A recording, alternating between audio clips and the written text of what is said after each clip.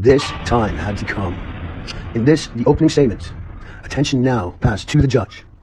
So I ask you this, Supreme Court of Justice Judge, do you solemnly swear to Almighty God, creator of heaven and earth, that you will stand by our Canadian Charter of Rights and Freedoms and its Canadian Constitution and use it to bring justice by its fairness, as apologies, reimbursements, reparations, fiduciary, and incivility, as peace is needed, as a payment of respect in the case of defending your home and protecting your family, that by your sworn duties, these provisions of honest evidence, not that made of fiction, are to be of true force and effect?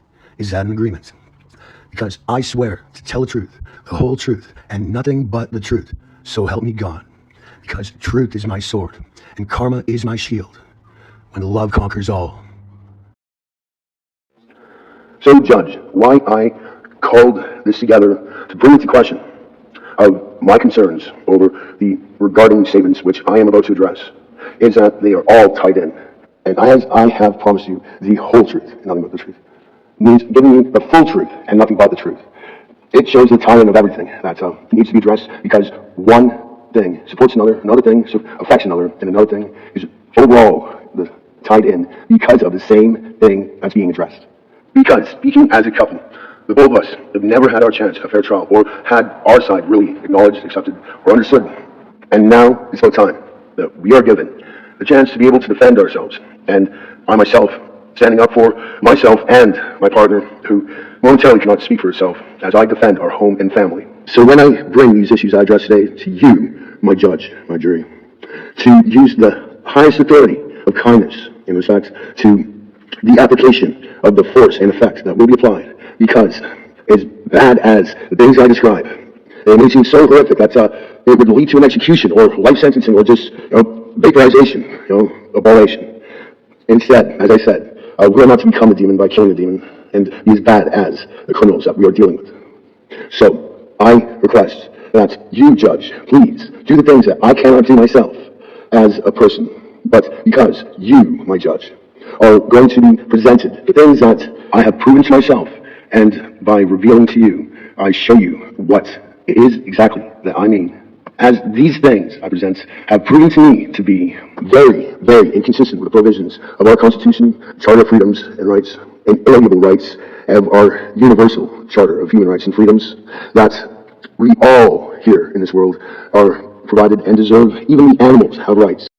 Because of the two major issues I find to be very concerning that I present here, because two major issues have factors that interplay between each other, making a causation of a duality of problem, which in this court we should be able to address. And if not all here will have two courts running with the same thing, because the whole truth includes it being all of the truth, not just talking about one little part here. But if we're going to start at any point, it would be the day that I've gotten the notice to relative that my sweet common law loving partner, Alice Jane Burton, had been detained at RCH. Right at that point, that means the doctors and nurses, they should have been talking to me. They should have been letting me know how it's going, because I've been quite concerned about her medication that they're forcing on her, non-consensual, as is involuntary, happens to be clozapine. Now, clozapine, if you haven't heard anything about clozapine, it's been banned in Europe since 1970. It killed way too many patients. And after all, if you remember anything about the Nuremberg Codex, I believe in Europe it's Nuremberger, but we know it as the Nuremberg Codex. And it clearly states that a patient is, or experiment, living human experiment, let's call it, because you never know what the outcome of these treatments are. That's what makes psychiatry always a experimental practice. And if the experimentalness of it has ever been removed, then the medicine itself is still. And if you guys all know that these anticholinergics are murder, then still that would go against the Nuremberg Codex as well, because a patient is not to be harmed. And when we're talking about the use of anticholinergics, an anticholinergic happens to be an antipsychotic, or an antidepressant, or an anticonvulsant, an antidepressant, or an anti-Parkinson's, an antihistamine. There's plenty of opiates, it causes delirium, because when it causes hallucinations and the disorganized thinking, the things that you call schizophrenia, when it's actually medication induced, because it rips out your nervous system by cutting off the vitamin uptake, and that cuts off your immune system too, because the two are tied in together to an endocrine system of our blood and hormone messengers. So when we're talking about the stage before erythrocytes, then we're talking about our immune system, our lymphocytes and our neutrophils and such, the white blood cells that carry our sodium reactions with calcium, sodium. Anticholinergics essentially cut off the uptake of our vitamin B. So what ends up happening is, if you ever heard of vitamin deficiency describing scurvy or anemia, well, essentially this is the reason why, okay? In the case of clozapine, which is an anticholinergic, it cuts off your vitamin uptake, causing a granulocytosis. That means a compromised immune system, which has been described to many as HIV/AIDS. Now, if these signs point to that the lymphopenia that leads to cancer because of the stopping of an immune system, meaning a compromised immune system, that the only way that people get cancer is that they already are experiencing HIV/AIDS because it's a compromised immune system after all, then we are taking a look at the practice of these anticholinergics a little bit more seriously, I hope. If they were only designed to create an industry, then that means that the greater public has been enslaved to death. And that would outline problems dating all the way back to the war and that Nuremberg trial. We get the Nuremberg Codex, and where patients are not to be harmed. And that is a fact. And when it comes to involuntary, didn't Abraham Lincoln already free the slaves? Didn't we already have a British end slavery in 1833? Didn't we just have a Supply Chains Act put in place in 2024. So involuntary, that means to anyone, it means slavery. And as I just described what euthanasia is, especially when all of the cancer service, cancer foundations, all of that, all of the AIDS foundations, all that money grubbing foundations that take charity money and all that away from the people that need it to live or to be able to survive in this world. There are people dying on the street, and the streets are definitely a death sentence. As I pointed out, that when we talk about anticholinergics, that includes opiates and opioids. So why would anyone force an opiate addiction on someone involuntary, especially so non-consensual? We only define non-consensual and rape to be tied in, because that's exactly how you define what rape is. And when we're talking about involuntary, being just what nobody wants. If anybody wanted it, it'd be voluntary to them, and it wouldn't be involuntary anymore. So involuntary sticks to as being just that nobody wants. That would mean that it goes against every single provision of our constitutional rights and amendments in the United States and our Canadian Constitution, in our Canadian Charter of Human Rights and Freedoms, which are the laws that preside over all other laws all across this land and all across the world when we look at the Universal Charter of Human Rights and Freedoms and our inalienable rights. So what is needed? More than anything, is the need for change is evident, so change is what is needed when it comes to how we have our system designed. Because for one thing, psychology happens to be purely educational, and to learn psychology teaches you just nothing medical about it. However, medical itself, when you see that they're just creating their own industry, like a bunch of Munchausen syndrome by proxies. And that term is a psychological term for a psychiatrist who injures their client. So the client has to turn to them for treatment, which in this case, the anticholinergic, just causes more problems, okay? And that's pretty much enslavement, especially when you're applying involuntary aspect to it, which is what nobody wants, So just see it for what it is, okay? See it for what it is. Ask anyone from Africa, you down with doing a little involuntary until you die? They would probably freak out, okay? Because that means some reparations are in order, okay? Like, I'm serious. Like, freeing the slaves, the abolition of the slavery that's taking place as involuntary patients go.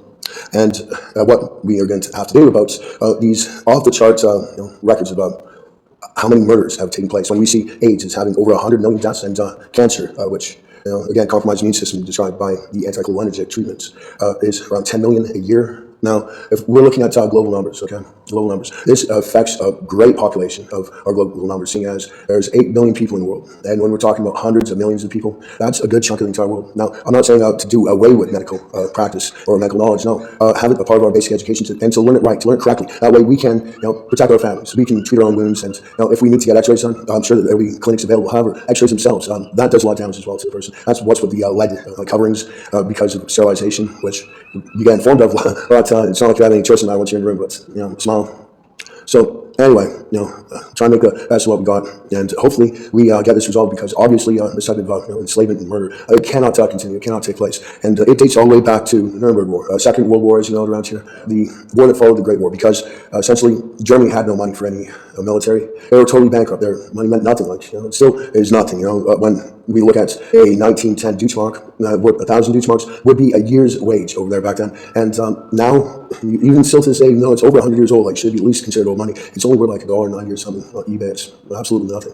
Now, because they had no money, as soon as Dr. Warburg had published his Hallmarks of Cancer, of how to cultivate your neoplasm in another person by these methods, which was a sales pitch of how to get their economy going, and new face of their war with their manipulation and enslavement, they had been winning invisibly, because we still have the doctrine of how our medical should work. We are supposed to have a hospital system to help people, but do we need a hospital system at all is a question, especially when we're talking usually you only go to the hospital if you have injury. And if it's just mainly the cancer and the AIDS and these type of issues like a disease that's caused by anticholinergic, like neurological diseases like Parkinson's and such, like epilepsy, it's really horrific. That's why it has to end now, because after all, an anticholinergic is what we consider a drug, and that's supposed to be banned and illegal, whereas medicine actually derives from our vitamins, and that means all the performance-enhancing vitamin or like their metabolites that through our metabolic system. This is how we attain these type of medicines, and a healthy diet is really what's needed. If you remember the 4 healthy food groups that we were talking about a long time ago, well, that is the type of health that we need. We need that more than anything. We need a wholesome, honest truth, and the whole truth. Like you gotta understand what I'm talking about, because I myself, I understand medical science perfectly, as well as I understand psychology very well indeed, because I didn't happen to read the Douglas College curriculum that my mother had when she was taking the courses, and I sent through the book as quickly as I could. I was really more interested in learning something that was interesting, and well, it seems to help, and I suggest it for everyone. Like a part of our education system, have a reform system of our education system where we don't need imprisonments either, any form of imprisonment, because essentially, why do you get punished? So you'll learn something, isn't it? You want them to learn something, because if they learn the wrong things, obviously, like they go squirrely and get right into all these different aspects of criminality, because now they think that's all they are, and they can't get a job, and they're just doing that, but they're getting released in the couple. So then they're released out onto the public and doing all this type of stuff. Or if we were to teach them the golden rule, we were to teach them about religion, because religion essentially relays on perfectionism and the golden rule in any culture, because we all speak different languages. The story came out a little bit differently for all of us, but we still have that core where we gotta love thy neighbor as we love thyself. It means like an eye for an eye. It means it means balance, like a yin and a yang. So, because cause and effect, that's basically the structure of karma. When we look at law of averages, that's maybe red card will go, but that means because red card already happened, black card's gonna happen.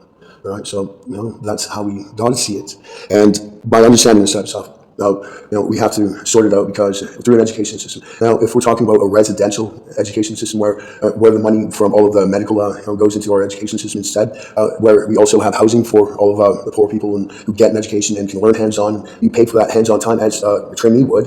Like a trainee, they're getting their education hands-on right then and there. So if we're to take a look at what's already in the associations of our communities, then we already see a structure that has kind of forged itself.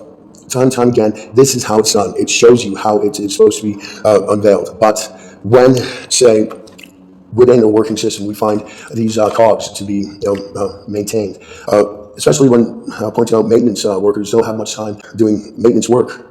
They essentially wait around, like they fix something, it's good for a couple of years. That became a problem at our residence here. Now, when talking about the pest control, providing pests, like a video that I caught them placing mice in the apartment through the underneath the water heater crawl space area, which now it's been filled in with that foam, so don't believe they're going to be doing that anymore. But so it relates to people creating their own industry. And the problem is, because that's a kind of criminal thing, we got to address it, okay? Because I want my Alice to come home to a safe place where we're not being harassed by the people that stole our items. And this is what we have to get back, because when I got my notice to relative that I was being held as involuntary, I myself got pulled into involuntary when I got denied my visitation rights. I asked them to check my foot, because at home my feet were being torched from underneath. Now, thing is, people may not imagine this happening, but yeah, they injured me with heat guns from just below in the crawl space and made videos showing it. And I did have a physician after a month and a half of serving involuntary who had checked my feet. And as soon as I got my feet checked, and I was released within a week after they had cream applied and bandaged, I began getting calls and communication from the residential intensity home of BC Housing, where Alice and I live now. Thing is, they wanted in to get a mattress, take my bed, because it had bed bugs, and they couldn't get in. They thought I changed locks, but the tip of my key broke off in the lock, and only my key would open the door. So I was to come home within that week, and they really needed in, so they got locksmith and they let themselves in on premise to get that. However, by the video that shows Alice's parents, who had been let into the apartment before, they had claimed that they were looking for her passport because she's no longer a tenant. This means that her parents trashed the apartment looking for this passport, because in the video they provided shows an overturned chair in the bedroom and a mattress, meaning the bed's still there. I mean, they were there first.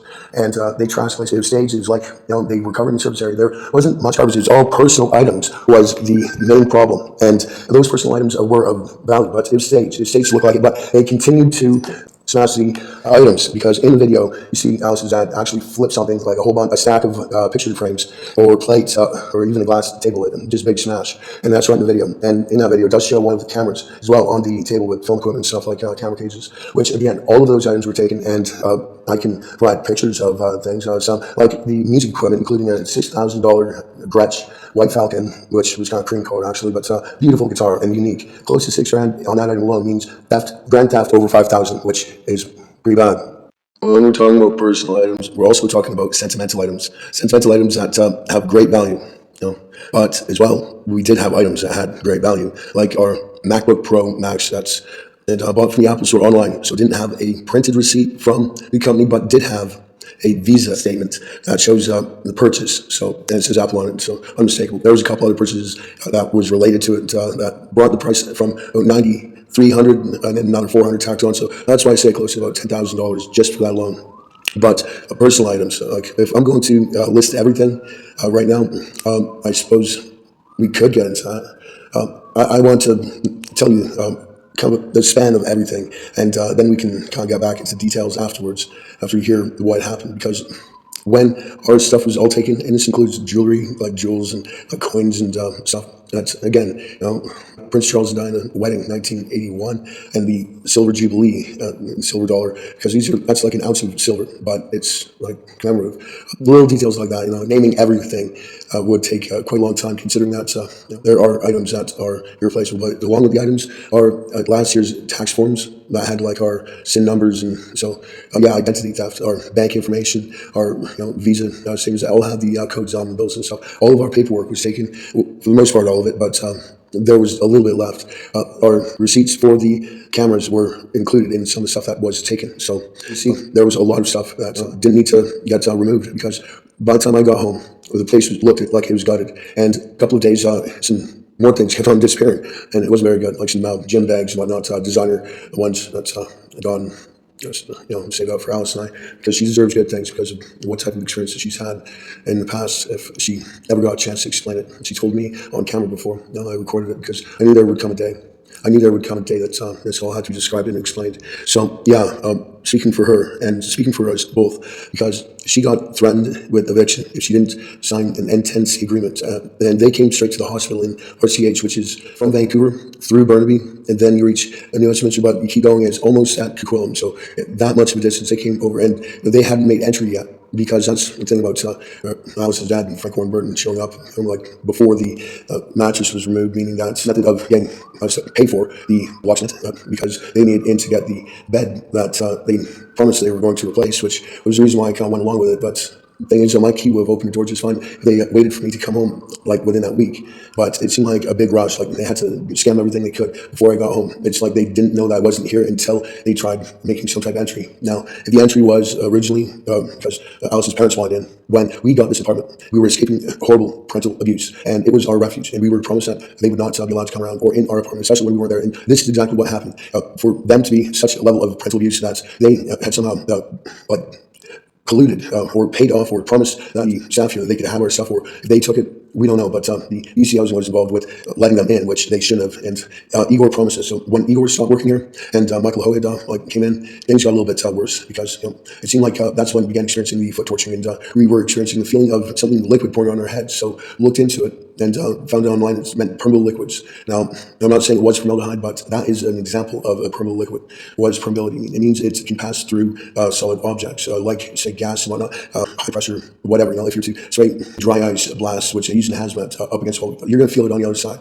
That's a fact. If you are, say, welding or anything like that, this would be directed heat, Now, to put it into a comparison of where they would have learned these methods, if someone told you that there was some show where it explained all this, where they had a heat coil underneath the Bible, so when the person put their hand on to swear to the Bible, it would sizzle or cook, and they would be getting afraid if they were guilty. And they also have heat coils and heat guns underneath the person's feet that they controlled when and how much heat to apply to get the type of reaction they wanted. Now, if that is what takes place inside a courtroom where these things are learned, then we really have to see the seriousness of the situation, because for one thing, lasers have been around for many, many, many years, but the prohibited ones are above 20 joules. 20 joules would cause an injury with a heat laser, for instance, because if people are bringing those into courtrooms and hitting them with it, occasionally making someone itch their nose or their raises their ear, this is some type of control, like an MK Ultra situation, which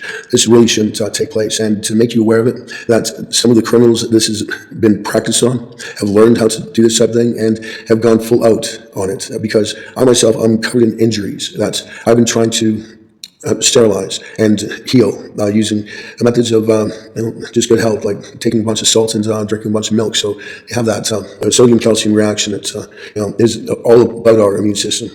So anyway, as I described, if you would only think, what type of show was that? As I said, videos described as well. So, I sustained injuries. The physician at the hospital described as lacerations, which went neglected, medical neglect, which that's a law term for deserves to be sued, and that's what we're here for. There's a lot of injuries taking place. In fact, when we take a look at what happened to my best friend Goran, he actually was complaining about it being too high dose for them to lower it, and they jacked it up, and now he's dead. And that was right before the pandemic, and right after I'd won a review panel then. But I won a review panel that I filed in February, right after getting out of the hospital, and I'd won that because the doctor was caught lying about the medication, lying about the effects of it, lying about that in front of the panel of judges who knew better, and something was definitely not right. And I did have an opportunity to go tugboat chefing, but the problem is that tugboat, it didn't work. It got sabotaged, is what we're told. That someone put a bunch of sugar in the gas tank. He had to get new cylinders, big cylinders, but new engine basically. The whole thing is seized up. So when he said that it would be ready, and I already had these court cases in place, so I wasn't able to go out for the work that I was hoping to get this year. But losing money on work, the business tools, the laptop and the cameras and such, because those were my business tools, I was unable to work for that entire time, meaning that the opportunities that I missed from being able to event document weddings and such, or event document at shows, music shows, theater shows, wherever permitted, live festivals and such. That was what I was doing before the pandemic, and having to learn so much just to try and save Alice, because she's number one in my world, and I love her, and it's been a total nightmare. Considering that as soon as I began asking about what happened to the our stuff, there was a investigation, a BC housing investigation, where I was supposed to hear back from. But as soon as I started asking about that and requested that my toilet get unplugged, then I started experiencing problems with BC housing. Now, see, in March, we had requested that BC housing inform the hospital that she was not evicted, that she could return. But then the hospital didn't really have an email for that to receive, so we're hoping that we could get it ourselves to give to them, because we could print it off or whatever, make it a physical copy. Michael Ho refused to give any information like that. He was very secretive about everything. It seemed very strange. Didn't know what to think about that point, though. But I began asking more about the investigation later on. All of a sudden, this new, maybe he isn't new, but I have never seen him before. They called him Merritt, but someone tried telling me it was Mike Savick, but I thought Mike Savick was the little bald guy that wears camouflage and talks about hunting all the time. Anyway, whoever the building manager actually is at this place, probably make it more public and more accessible to be in contact with them, because they don't seem very communicative. Because when I thought I was going to get my toilet fixed in August, and the guy Merritt shows up, and he seemed pretty mad, like he seen the toilet, and he just I wanted him to fix it. He began complaining about it, and he wrote in his report something about there being animal poo on it, when the toilet was just full. There was no poo on it, on top of the toilet. So, and I don't have any pets, so it just kind of points out what type of childish imagery this guy hallucinates to get out of doing something for the people who are paying rent here. He's actually supposed to be working for and not against. But anyway, he began doing a second yearly inspection report, and these inspection reports are usually done yearly. That's what makes them annually. So when he began doing that, I thought it very strange, but he began writing horrible reviews, saying the walls were from 1 to 4, a 4, in other words, completely destroyed, because this happened to have been a damage report. And he tried describing the stove as being, again, completely destroyed, needed so much maintenance, and it might as well be replaced, and trying to get me to pay for it in the following letter. That, before that letter, had gotten a letter that wanted to raise the rent. The rent raisal had come in right on the 13th of August, and it wanted to go from up to now 453. I'm not sure what I'm paying right now, but I thought it was in the 300s, and that's well over the percentage that's allowed, about 3% increase. So this is what I mean. It followed the second yearly report, which on this yearly report, it says that I have a kitchen fan, and I got a 2. So the kitchen fan was damaged. However, on the first report, it clearly says NA, there is no kitchen fan. And you can clearly see there's no kitchen fan. There's not even a fan in the bathroom. Thank you. There is no fan here. But like I said, the weaponized delirium, he hallucinated a fan in the kitchen that happened to be so damaged that it required 2. So, noticeable. When we're talking about sink counter traps in the kitchen, 2, okay. Cupboards, drawers in the kitchen, a 3. Like, that's pretty damaged. That's like saying that's a Rottweiler chewed on it. It still opens and closes, but, you know what I mean? Or maybe a door is broken off, or it doesn't, well, anyway, it describes fire damage, basically, all of this, especially when the common items, being the living room, the paint gets a 4, which would relate to absolute vandalism, like spray painting, and, how else could, of a 1 to 4, you got a 4 on the paint. The flooring, a 4, again, describes it being gouged out and, actually, it damaged. This is a damage report, after all. Doors, closet, 3, fixtures, outlets, 3, where he was giving me a hard time about the TELUS outlets. The TELUS guy left a little crook open because he was going to have my cable fixed, and it took a while for the cable to get completely sorted out, but now I have that. I don't believe I've watched any television at all, but, it's good to have cable, And here it also says smoke detector, a 2. That means, it's been damaged, and the heat and hot water, a 2. Is he saying something about the entire building in itself? Like, there's a problem with the heat and hot water? Okay, well, this is what I mean. The cupboards are fine, and I could clearly show in videos, no problem.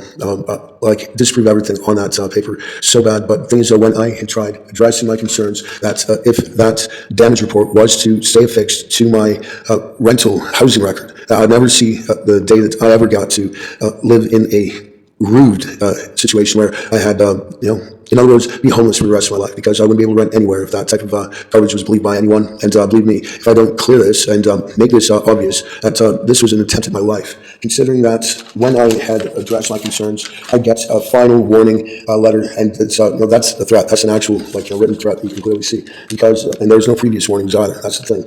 When saying that personal items, food scraps, all throughout the games for was complete and total garbage, because there was no food scraps. He would have said what type of food it was, but he didn't take any photographs either. Debris and animal waste found splattered all over toilet and floor. And that, again, a horrific lie, just weaponized delirium, a hallucination that he made up because the kitchen sink area full of cigarette butts, dirty containers, and grime. Well, to describe that properly, yes, there was an ashtray that was in there, and I placed it. It wasn't doing anything wrong. The place, it was a little bit grimy, but I just have to wash these containers, he says, which are the dishes themselves. So look at the criticality of it. Okay, I'm getting threats over this, and he's saying the rental unit overall is extremely unsanitary and misfollowable. That's coming from the toilet that I asked him to unplug, and he had ignored that for a month. And whenever I came back to ask again about it, or address these hate mail letters of threats, then I get told that I'm the one who's threatening. If I point out simple facts like, you're a crook, you should go to jail, you're probably gonna get deported, you tell them, right? And I think deportation would actually be one of the best things for someone who comes to this country and doesn't play right, because all their friends and family and all that stuff, that's back at home where they came from. And if they do that type of stuff there, maybe that's why they don't want to go back, is they burned every bridge and pissed off all the people. So you gotta look at it that way. It's, how could home be unwelcoming? So if they're doing this type of thing here, so something we're going to have to address, obviously, because when we're talking about some type of punishment, where we are trying to avoid the whole punishing thing, there's always, Antarctica, box factor, for anyone who's, being totally facing the golden rule, after all, threatening eviction and all that type of stuff, and deportation being pretty much the same thing, but, deportation being there's a home to go back to, home where you came from, but in the eviction note of it, that's same as any banishment to Antarctica, I suppose, especially in the, the winters here in Canada, where if you're sleeping on a sidewalk in a big ice puddle, you're not going to live all that long. You have to admit, Now, that's kind of the thing that they had planned for me by telling their lies to cover for the stuff they stole. And they continued sending me threatening letters of hate mail, where, in fact, one of them completely amazed me. It actually said on it, violence means the attempted or actual exercise by a person other than the worker.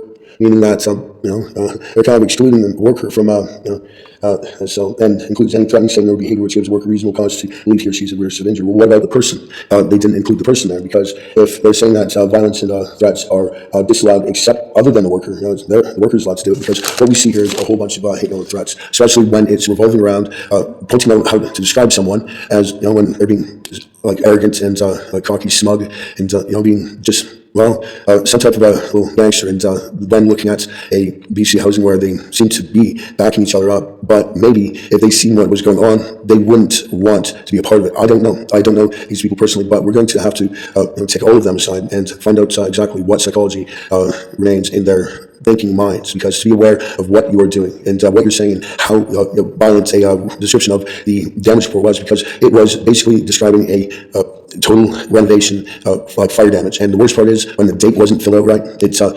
08/blank/2024, meaning that was that day, month, year, like that kind of seems subsequent. Leaving out the month would only say that they're planning to fill it in at another time, because after all, when we are looking at a damage report, it's ugly.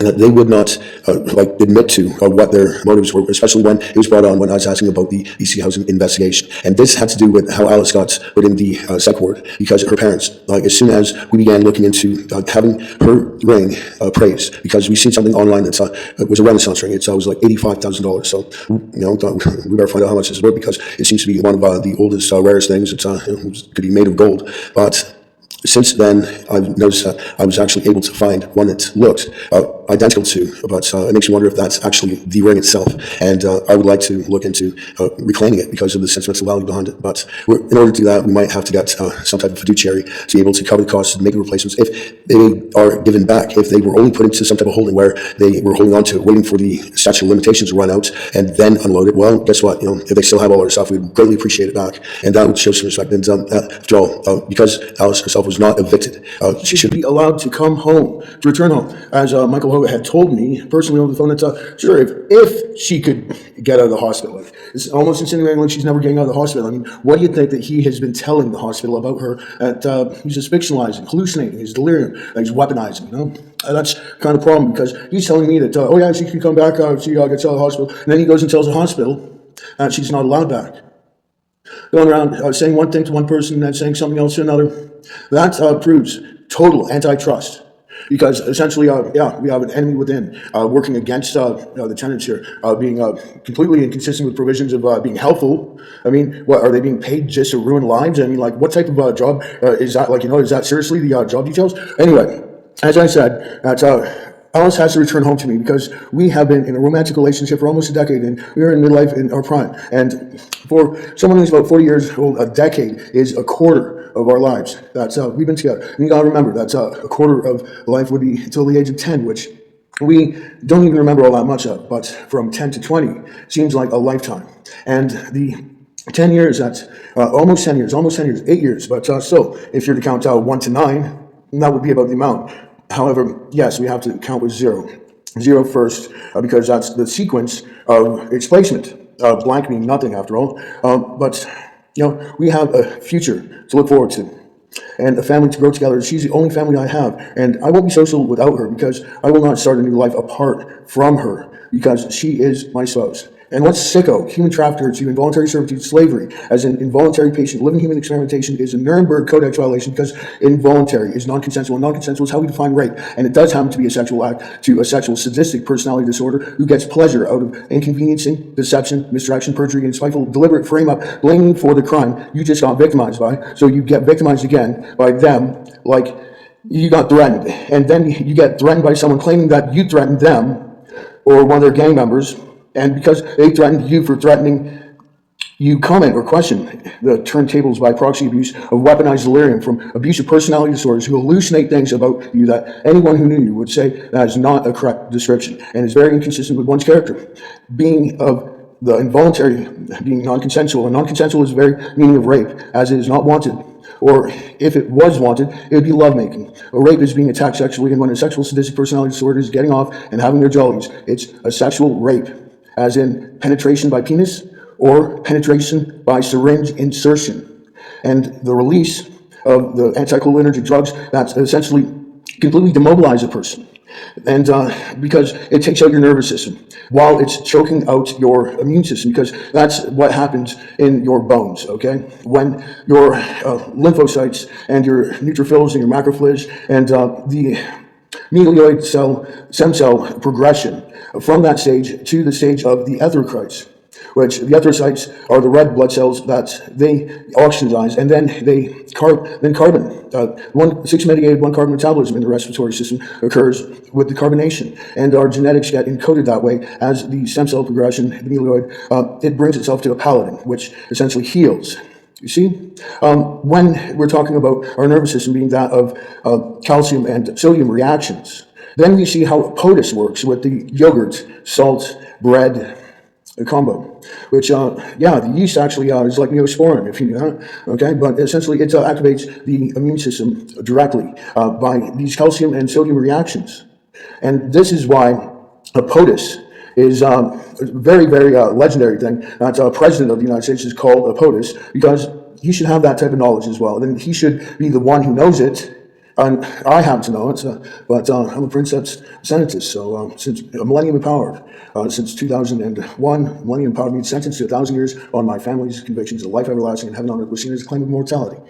So, I have a duty to live by the golden rule. And obviously, when someone makes love, babies are made. It's the act of life creation. When someone makes hate, death occurs. And it's a sexual action of hate making when someone murders someone, but still these murders are sexual in their cruel nature. And when I've been witnessing my spouse get raped, socially restricted, in prison, isolated, in a hospital hostage by a terrorist organization that act like overpaid, egotistical lunatics who like pushing people around, telling them what to do, cracking the whip, shackles and chains, oppressed like all-powerful slave driver Pharaoh of the Golden Nile, all bound to lord shit for brains, dominator of the submissive by feeding off fear pheromones like a predatory, horny, loaded gun, sadist, role-playing caregiver in a disinformation because of the fake person who smiles while they hate has a hidden agenda because they have Munchausen syndrome by proxy and are antisocial personality disorder, sexual, sadistic, sociopath, narcissistic, psychopaths, criminally insane, pathological, compulsive liars. And seeing how personality disorders who think they are more important than God's love because they are overpaid and the money for nothing went straight to their heads. Because BC Housing's provisions violated the charter and calling it Section 52 against this rogue agency, I follow the calling a Crown Proceedings Act process with a landslide of evidence pertaining to an underground criminal system pulling strings to manipulate the vulnerable into thinking that being held responsible was to be blamed, when to be responsible is merely having an ability to respond, and who is held accountable, they make you think, is to blame. But to be accountable only pertains to having an ability to count, because I want you to tell me how many X's there are in this count. X is 0, X is 1, X is 2, X is 3, X is 4. I just counted how many X's, but how many X's did you count? I counted them out loud as 4. X, X, X, X, X, 4. Because blank is how we define nothing. 0 is the beginning digit in our numerical unit of consecutive numbers, the sequence of counting. X is 0, X is 1, X is 2. How many X's? Because I just counted it off to you. Why would you say otherwise? And alert 3 in your telepathy of spell of mind meld Hawktaw predictability. 3 would be X0, X1, X2, X3. 3 is X, X, X, X. As I am correct, please and thank you. Case 1, because of my ability to respond, with an ability to count makes me responsible enough for you to count on, especially if I'm in check with our freedoms and rights as the laws that govern all other laws from a wisdom that built the Bet Hamikdash that stood for thousands of years up until the erection of the Great Pyramids of Egypt when Moses parted the Red Sea. Because we never had a full 24-hour day in the history of mankind, seeing as we must start with 0 hour, and that initial 0 hour must complete itself before the 1 hour begins, and the 24th hour must complete itself as in 59 minutes, before the next day can start with the beginning of the 0 hour. Proper counting is essential to avoid a linear bell curve and the loss of numbers that cause inflation of currency, because 1 to 10 is less than 10 to 20 because of the loss of numerical sequence. When we see 0 reoccurrence in 10 as it follows 9, 0 cannot be nothing when it's the beginning placement in sequence of consecutive full unit of measurement amalgamations of ascending final equation, gross total placement of value of collective sequential whole unit total volume of its placement amount. Intellectual see obvious, so please have mercy on me. And believe me when I say that I do very much believe that what tragic disfigurement this has been to grasp on civility, to be very concerned matter that I am addressing, especially with such deviant atrocities connived with such malicious intent as the highest recorded deaths by statistics of 1,000% higher than average, meant 10 times more than any other apartment building standing, untouched by war or natural disaster. Awards handed out for the highest mortality rate goes to BC Housing Management, the terrorist organization who organized the Grim Reapers of grandparents by the every week book solid doing bed bugs, stay out of the apartment 24 hours after their poison blasts and killing the Ubermensch surface dweller that is actively in use from below in the maintenance crawl space as a reminder of the catacomb terrors of the 1930s and 1940s in Europe that used to blowtorch the ceilings of the catacombs, which were heating up the sidewalks that people walked, injuring their feet. This is now still continuing with our underground railroad system of our city maintenance network. City maintenance tunnels, for one, are an escape artist's dream come true. And when seeing the maintenance crawl spaces and inside of buildings, that's the coinciding, especially when this building itself was listed as having 12 stories. But the elevator only shows basement and floor 9. However, we have some lookout tower up top, which I've seen some very odd activity going on up there, especially in regards to what exactly would be taking place up there. And when I stuck my head up there one time, I got snapped at by a real moody, pushy, secretive weirdo, okay? Like I said, personality disorder. Like, anyone who's that antisocial and cruel and, if they got something to hide, they're going to be acting like this. Because someone who's got nothing, if they had like a tomato farm up there, they'd go, oh, come, have a tomato. You imagine them as an old Italian man, but this is a Chinese retirement home. So we have a lot of exocrine system pheromone communication, because essentially how we emote ourselves shows our character. And no matter what you say in Chinese, what is understood is how you say it, because a lot of times when we are being literal in English, that we allude to something else. Like if we were to say, say that responsibility and accountability was blame, even though we know it as just abilities, because if we're to divide that word into different pieces, now we see it as it is, because after all, a traffic holdup, that means that things are held up. But if something is upheld, they say that something that's loved or something celebrated, but to uphold the law, actually, it means to obstruct the law. To tell you the truth, just like if you're upholding traffic, you're obstructing traffic. So we're talking about misinterpretations and disinformation, especially when we already know what's what. Because essentially, when I'm talking about my mother, who's extremely abusive, wouldn't ever give me the credit that I know what I'm talking about, because essentially the whole issue that I recently dealt with her would be the issue that she refuses to acknowledge these fact-checkable things that I've learned and tried passing on that information to her for her own health and her own well-being and her own understanding. But still, she's all about the human trafficking and murder, attempted murder, because it seems like Munchausen syndrome by proxy is it's almost like she lost her soul. She's void of intelligence and void of compassion, and that essentially is a scary person, especially when she was a nightmare of abuse for many years. And this means that Alice is my only family, and especially when witnessing the type of abuses that are taking place before us to have to try and get sanctuary here of all places. What was taking place over there was just absolutely bizarre. These people were hallucinating negativity all over the place, couldn't describe anyone as anything positive, and would only cheer up when something like deviant or criminal or deceptive was taking place. For instance, if, say, Alice's mom would get so angry that Alice would get scared, and she would lie to her, she calls her mom, but I'm not so sure about that. But foster parents, whatever, beaten like a red-haired stepchild, because, stepchildren get that, because you can tell the difference between maternal. Now, the problem with my mom, Rose, was she said that every single parent has threatened their child's life at some point. I'm like, no, they usually say, I love you. Only parents who are not the kid's parents, they would threaten their child's life and then turn around and tell the police and everyone that, I had threatened her life, when she's the one who had said that she brought me into this world and she could take me out, which that indeed is a death threat if I ever did hear it. But never once did I ever say that I was going to kill her.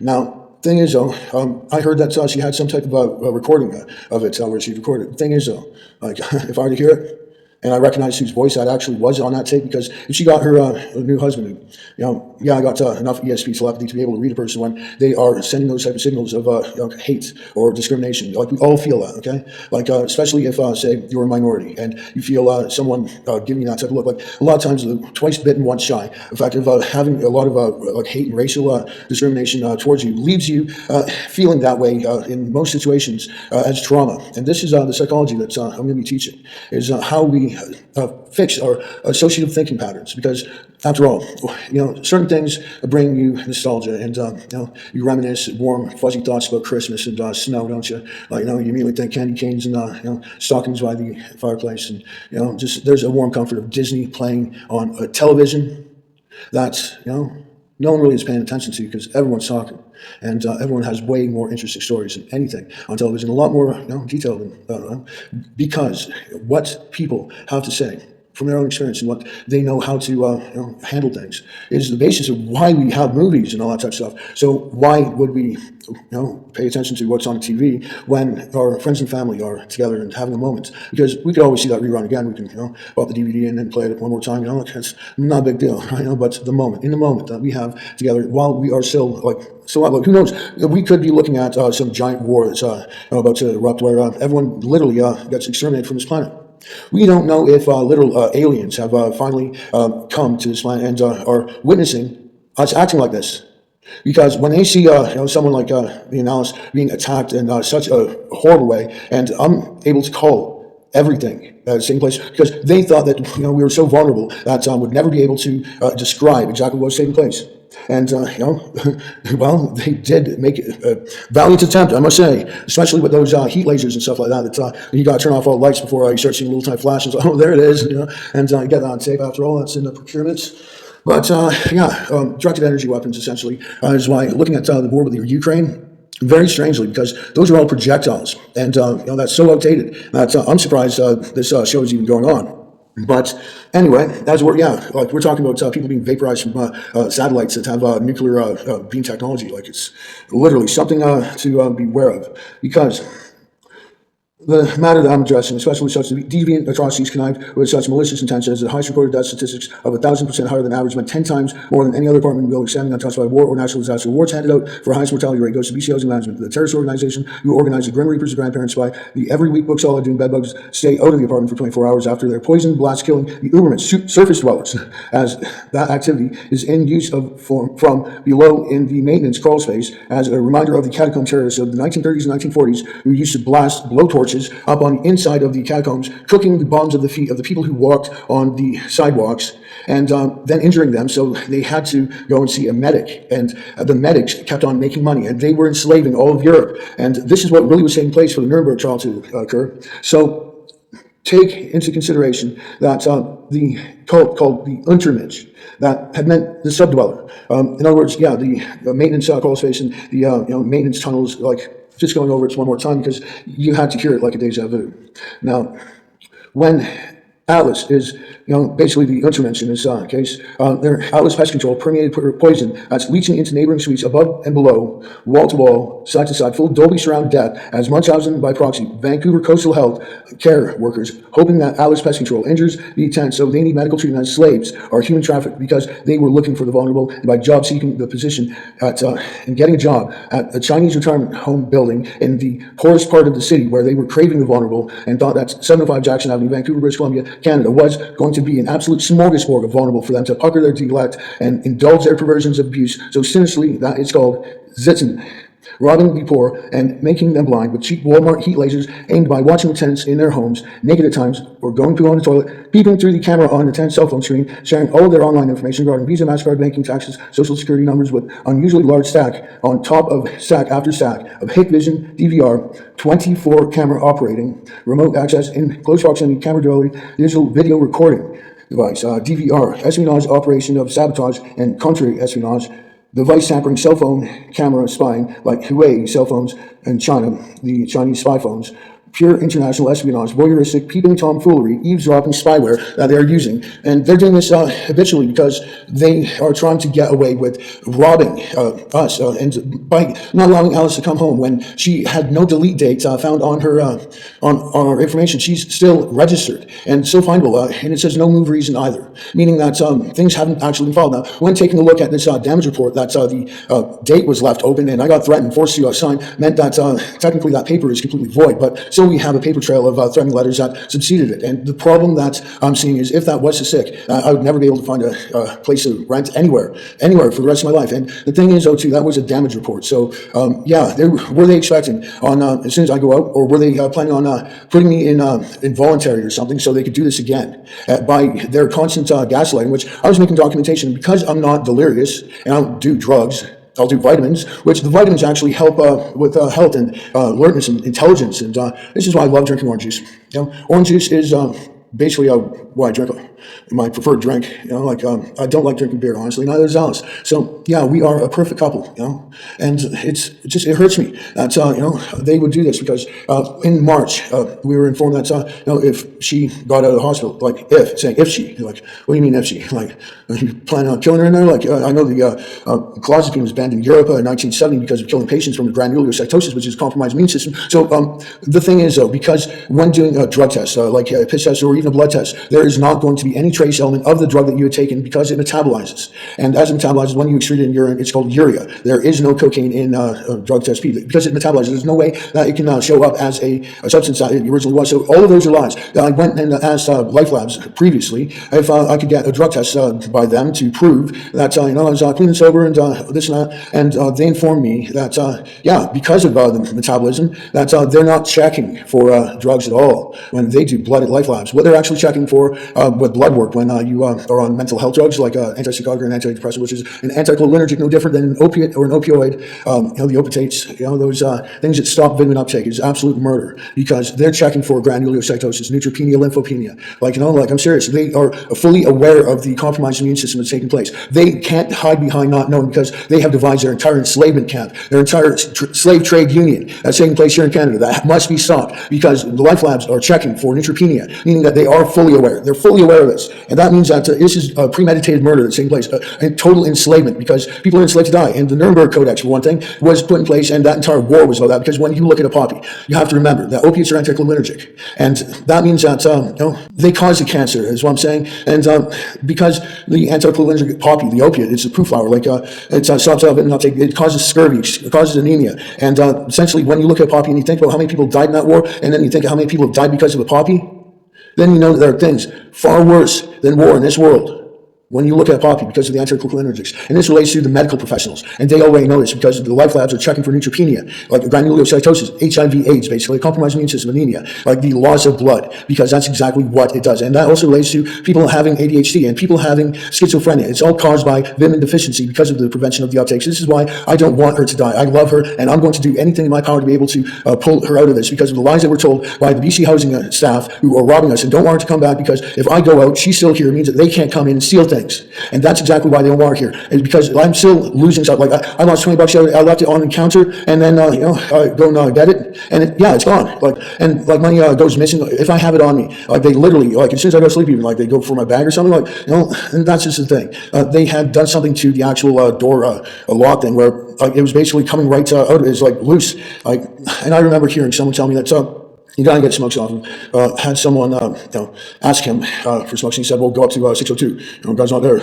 Just shake the door handle. It's not easy to get in here. Seriously. No. The thing is, I get informed. It does open my mind to things because it makes me very much aware of what I'm dealing with. Because essentially, when we're talking about the Chinese retirement home building in the poorest part of the city, where they're creating the vulnerable, and thought that 75 Jackson Avenue, Vancouver, British Columbia, was going to be an absolute smorgasbord of vulnerable for them to pucker there, indulging their perversions, abuse. So essentially, it's called Zertzung, robbing the poor and making them blind with cheap Walmart heat lasers aimed by watching the tenants' homes naked at times, going poo on the toilet, peeping through the camera on the tenant's cell phone screen, sharing all of their online information regarding Visa, MasterCard, banking, taxes, social security numbers with an unusually large stack on top of stack after stack of Hikvision DVR 24 camera remote access in close proximity camera duality digital video recorders. DVR, not DVD. Okay, not DVD. No, this stuff is it's constantly taking up feed. But we only have probably about maybe 8 or 10 security cameras and BCOs. And these DVRs, the Hikvisions, they support 24 each one, and they have stacks of these things. Okay, meaning that everyone's cell phone. That's what it's really for. It's to cover like within the units, because one of the tenants suggested that they believe that there was a camera in the fire alarm, which again is a possibility, but it's still speculation until I actually pull something out that has wires and I can stomp on it. Okay, but as I go for photographs of the Hikvision, well, yeah, I Google Lens it and researched because it was suspicious, and these activities were taking place. So the spyware issue. When we're talking about our privacy being invaded, where there is freedom of information, you just have to request it. And Section 22 will put any restrictions that would otherwise be harmful. However, when requesting information and everything gets Section 22, it seems like that information, if it's so harmful that no one can see it, even with freedom of information, that's what exactly does it prelude to? Because if it reveals the guilty, as it were, because of forgeries, forgery of signatures, forgery of dates, all these forgeries have taken place by BCOs in a scam attempt of, like writing the date later, change the date, change it to October instead of September, or whatever it is, because I've seen dates on there that said that September 15th we're supposed to move in, but we didn't move in until November 2nd. And this is a question, because then were they receiving payment for those 2 months actually of payment that we didn't stay there yet, but apparently it was in our name. Now the thing is though, since November, I'm more money taken out of my account than what was supposed to be by $47 overcharge. As well, had gotten an increase of rent notice pertaining to a 38.1% increase of $125, which I know that 3.5 is the highest that you can raise the rent in the 1 year term. Next year, however, it's not going to be 3.5, it's going to be 3%. They're lowering it, so it'll be even less. So if they're to increase the rent every single year, they're 3.5 or 3% to reach 38.1%. It would take, just wild guess numbers for how long that would take, like say 3 every 10 years. We're talking like almost a decade worth of rent increase before it would ever reach 38.1% increase. I mean, where do they think they could pull this shit? Pardon language, but where do they think they could pull this off? Like, they would really have to be delirious. Like, are they drinking on a job? Like, are they that criminal that they think that they could scam everything? Like, exactly what is taking place in their mind? Why are they given any pay at all to be able to do this to people? Like, they're being paid like how much money? Like, way too much money, because the money's gone to their heads, and it's basically money for nothing. And they are just mad greedy. Or I don't know what type of drugs they're doing, but they don't know how to synthesize their own cocaine using an enzyme and caffeine to be able to break it down for a sugar from the carbohydrate. Then, yeah, okay, they're paying how much, $100 a gram for that crap, and probably gobbling it up like a goat. Like, and the thing is, they don't even have the intelligence to make it themselves, because anyone could break it bad. Like, go get yourself some Sudafed if you really want to get some iodine, red phosphorus, and some acetone. Shabam, there you go. It's called the Rosenmud method. Now, the Birch reduction uses aluminium or even palladium as a metallic reactor, but I'm not going to get into details of every method, because there are many different ways to synthesize chemicals. And if you are smart enough to know how to do that, and you know medical science as well as I do, this is why education is got to be what is actually needed. Whereas we abolish the medical system altogether for being greedy and enslaving people, and then teach people the medical science properly and be able to correct it. Because yes, we can go through all of that, because we know that vitamin B3 actually prevents cancer, and it's a lack of which causes it, because the compromised immune system, after all, is how cancer is actually created. And vitamin B3 happens to be nicotine. So those no smoking signs, yeah, they're just a hate crime, an anti-freedom sign. And because they're inconsistent with provisions, because they are counterintelligence, they're a fraud scam. And this is proven because nicotine is vitamin B3. Vitamin B3, it prevents cancer, the lack of which is vitamin deficiency, which compromises the immune system, and that is what causes cancer. It causes neoplasm to overtake, whereas you don't have an immune system to be able to combat that neoplasm. So essentially, yeah, the hallmarks of cancer was a sales pitch on how to grow a pet neoplasm in your slave. And they were enslaving all Europe at the time. That's why this war had broken out. And no one really knew what was going on, considering that an autistic man who became autistic from the induced illness of autism, from the neutropenia and lymphopenia and granulocytosis that was induced, that compromised his nervous system by compromising the immune system. Because before the endocrine system of the erythrocytes, red blood cells, which the myeloid stem cell progresses to, before it can reach that stage, that then goes on through the hormone reactions that take place during our 6-mediated 1-carbon metabolism of our vitamin B structure, B12, that modulates our B3 for our functioning of nerves and our nervous system. Because when we're talking about our nervous system and our hormones and neurotransmitters, how our three-gated voltage system of sodium and calcium reactions, which this is why we use yogurt and bread and salt in a wound to potasse it. It immediately starts healing right on level because essentially your blood will have to bring these elements forth to the paladin, and the potasse is how you get it straight on there. That's basically how Neosporin would work as well when looking at the healing properties of having like the immune operatives applied directly to the proliferation. And I'm trying to remind you this because there is a way, a proper way to take care of yourself. It's just like hygiene, going medical, because you should always be your own doctor, because when you feel something, that should be evidence enough. You shouldn't have to continue to suffer until you figure out a way to prove what's going on. And trusting yourself. Because you learn in the political science that our exocrine system pheromones, how to read others, especially when talking about international, having different languages where the translations don't fully sync up, but the meaning's still there. Like that's why Chinese is all character, right? You could say differently, and it says that type of language because it's the type of character they put to it, right? Essentially, it's like when you say "guelo," it's how you say it because it means white devil, right? It's supposed to be the worst racist thing that you could call a European, right? It's like how. You have to remember that was the imperial empire. That was a Roman empire after all. Roman Empire was, or Russian Empire, is how all of us, reached the higher planes of existence by our adventures of travel and migration. That was the explorers that discovered new lands and far-off places. That we brought stories of that beautiful tropical paradises from seemingly millions of years ago, captured in time perfectly the way how it was, like Madagascar. And the mosses that grow where the grass hadn't evolved yet, and the monkey trees that still stand to this day, the most ancient of tree, because that is the taxonomy and the origin of things. And when we're talking about Phaedra in the taxonomy of the plant kingdom, for instance, is rooted as 350 million years ago. And mind you, the Jurassic period was about 165 million years ago, and there have been numerous great extinctions that have changed this world, changed the face of existence itself. And these plethora of new things have come about and just manifested by their own need for or adaptation to. Because after all, there are things in this world that one must know before assuming anything. Because if you were to assume, after all, it makes an ass of you and me, is what the popular coined term would be, would it not? And to assume that my photography business, outside, we had 4 cameras, so it was teamwork. We would go to shows and I would set up a camera and she would sit there, beside the camera where it would be running, and she'd make sure no one's still. She was a camera operator. It helped us shoot videos for the Winterfest, for instance, where it was a multiple-day event. And before the pandemic had hit, on the 15th of March, 5 days before I was to be out of my Port Coquitlam residence, that was sold that way I could sue with a lawyer the medical practitioners that had enslaved me for a literal prison life sentence of 25 years of being a living human experimentation. And mind you, the Nuremberg Codex, because my lawyer was Dave Mossop. If you were to look at the Supremacy Clause, Section 52, after Article 1, you read that one of the attorneys involved in a 1994 case happened to be Mossop, and he explained to me that ever since he took on the general attorney, and he's in a charter doing so, that he had experienced some horrible reprimand from a government that was up to the same things that they revealed themselves to me as being. And this has to be dealt with as of immediately without delay. Because if you were to turn to the person closest to you, and you were to assume the right of innocence, as we all should, because when looking for negative things, like looking for anything to argue about, right? Then you find more than just one problem.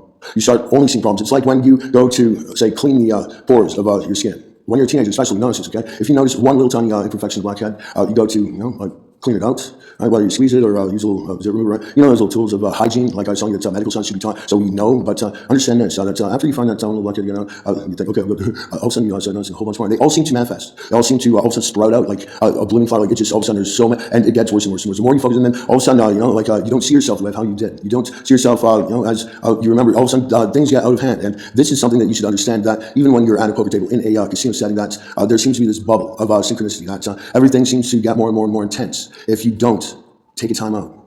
Take a look at your clock, for instance, your wristwatch. Take a note of what time it is. Take that moment, count to 10. And if I were to remind you how to count, because accountability means that you can count on someone, it doesn't mean you blame that person, because after all of the things that happened in my life, after the way of how I've been treated, mistreated, and ignored, and suppressed, and enslaved, I turn the other cheek, because I know something. I know something that, I believe many people do. And know this, there's only very few of those who seek to do wrong and carry on about everything like they have the right to attempt or exercise violence upon a person. because that happened to be some of the provisions of BC housing, where it says that violence exercised or attempted by a person other than the worker, and that goes on about the worker feeling threatened, but it says nothing about the person being threatened. What's that to do about it? Because whenever I had filed with the BC Housing Complaints Department, I would get hate mail attacked to my door telling me that I've done an inappropriate amount of messages and such. But the thing is, this is preludes to the reason why I didn't personally send BC Housing any more evidence, because they already had it all minute by minute, like as it was occurring. For me to just resend that, especially when the arbitrator for the case on the 21st of November to try and finally get it sorted out, because I was expecting that this would take place under the guidance of the BC Housing Complaint Resolution, that the BC Housing file number regarding these types of our stuff, when they claimed they had a property release form signed, well, they said that they needed that property release form signed regarding our bed that they claimed that they were going to replace and give us a new bed if they get to take it out of it, because they didn't want infestation from bed bugs. That we never reported, but was the reason why they needed into the apartment so bad, so fast, that they couldn't wait a couple of days for me to get home from the hospital, because I had lacerations on my feet that were bandaged, and I was coming home within that time period. But they just called me right when I was about to come home. But the hospital ended up keeping me there an extra 2 days, telling me, oh, it's too late in the day to do the paperwork and all this type of stuff. And I'm like, okay, yeah, you guys are just toying with me, knowing that, to go home on Sunday. But then BC Housing needed a little extra time now, didn't they? They needed a little extra time to get in, destroy the place, frame us, because it's something that I had noticed about the September 20th disappearance of Kitten Fluff, my sweet, loving common law wife, was that, when I came home with the hamburgers for us, which, I think that she would be anticipating and hoping to have, she tried like calling her parents and stuff to see if they would drop off some Nick Rat, because she was stressed out after they told her that, her Aunt Nancy had died, and she was feeling anxious at the time. So, and we couldn't just buy Nick Rat anywhere, because the Pharmasave or London Drugs are not open at that time, and you can't get that stuff from the store. Now, I know what Nick Rat is. It's vitamin B3. As I've explained, they had to change the name to niacin from nicotine. It's still called nicotinamide or nicotinic acid. If you were to look it up, because they say nicotine is oxidized niacin, well, yeah, it's vitamin B3 is exactly what it is. Because of the bad psychology of calling it an addictive drug, and going there's withdrawal symptoms when it's vitamin B3. It's a very essential vitamin that you feel a bit anxious and stuff if you are getting vitamin deficient. After all, usually if you hadn't noticed, animals seem to eat all day. Like, the pigeons are constantly pecking at the ground. It's like, that's kind of how life works. It's you have to keep on fueling yourself. And in the case of nicotine being much like food for your nervous system, yeah, that's when you are being cut off from it, like you experience a bit of anxiety because of the differential of changes, where you're used to getting a flow of your vitamin stores for your nervous system to perform, because it's a performance enhancing. And when you aren't getting that extra boost, all of a sudden then you feel like not yourself. Okay, that's why people usually kickstart the day with a coffee or a tea, because it is a replenishment. It's a wake up. And when we take a look at the structure of caffeine, for instance, it mirrors that in structure of a pyridine biacetylic ring system, where it's basically in the 6-mediated one-carbon metabolism. We see it as the ribosulphosphate section of the cornering system of the covalent vitamin B12 structural. So in your metabolism, it immediately breaks off, and that's what ends up dematerializing. As the pieces break off, it reacts. It's part of your nervous system. This as a neurotransmitter will, like a sparkler, burn away. Like it'll keep on breaking apart, and you get different hormones, different neurotransmitters. This is why you'd never be able to excrete in your urine an actual narcotic that you could trace or find, because your metabolic system will not allow it. You don't excrete excess vitamin. Like that's not temptable, because to be able to excrete it means it went through the process of it metabolizing and breaking down. Okay, that's why you excrete urea. And when we're talking about what usually happens with your hormones, is they go through a process from your myeloid stem cell that goes through your white blood cells, then out through your bones and your nervous system into your endocrine system of your red blood cell erythrocytes, and then they, as messenger hormones, travel. Also reach a stage where they eject from your endocrine system. That's how you communicate, basically, because you send signals to people, making them feel a certain way about how you feel about them. That's how our relationships bond. That's how you get you read someone. You can always tell. If someone gives you a glare, you feel it. You feel it. And, the abusers that are involved in psychiatry, they either do know this because they feed off of fear like demons, or they play off like you're imagining things or whatever. But honestly, that type of gaslight is total psychological warfare, because we can all tell. Now, like I was saying, in regards to Chinese language, because how you feel, how you project yourself, however that you are emoting yourself, that tone, that reasoning is being communicated, and we get all the information just from the amount of explanation to be given in our unsaid, our unspoken, our body language. After all, it will encrypt everything to such a perfect explanation of all things in your environment. Your entire environment, that's how it sounds. Because after all, when you're communicating, the entire universe is actually processed inside of your mind. So when you're communicating from your universe. And after all, when making a dialogue, a dialogue. The only way that can ever be heard or recognized is any communication verbally, because when we're talking about how our pheromones, they communicate our emotions and how we feel, like when we're hurt or when we're in love, when we're happy, when we're sad, all these things that we feel we are expressing through our pheromones. And when we're scared, that's usually in the woods, that's scared. All of a sudden, all the predators smell the blood, and that's how a shark smells blood and comes toward its food. This is the fact. When you are not afraid, when you're not afraid and something scary is trying its hardest to scare you, that scares it more than anything in the world, because it does not scare you. You scare it, because it is scared. It is trying to scare you. That's why a bug, looks so scary. It's very small, but we would say that spider's pretty ugly, right? And it has a look of terror because it is just in a mode of attack, kill, feed. And when I'm talking about, most creatures do feed all the time, and we see the pigeons constantly pecking at the sidewalks, and those crows that don't trust us but beg us for food. That there is communication. When you see a crow come up to you, they don't speak English. I would have dialogue, but their brainwaves synchronize with you, and their pheromones communicate with you by their body language that they speak openly, and they do communicate. Indeed, there is no delirium involved in having an understanding to be able to understand another person correctly. And when spotting out the bullies that don't want the truth to be known so easily that they would obstruct by making some type of contrivation that someone has a few screws loose for speaking openly about having an understanding of what people say to them. That's like, for instance, when someone who obviously you can't tell right away, but they hate you, but they'll smile and try to sweet talk you, tell you what you want to hear until you fall for it, and then they go about on their hidden agenda. They go about on their hidden agenda with you under a spell of imagination that they put you in a world that while they do that, you are distracted. And then they attack, because I have not been educated on this type of thing until I witnessed it. I witnessed it try and occur to me, and really cocky and pushy, trying to think, explain to me that people can't understand me explaining that, if they think they could get away with it just because no one's been able to call them on it, or if they are able to describe it, other people aren't able to understand it. Then they go about using terms like, your partner doesn't have the capacity to live here, and tried saying live on her own. It's like, well, what you plan on doing something to me? Are you planning on killing me? What do you mean on her own? As a couple, we stand up for each other in most all situations, because after all, she has protected me numerous times when I rate crazy people who just want to attack someone because that's their sexuality.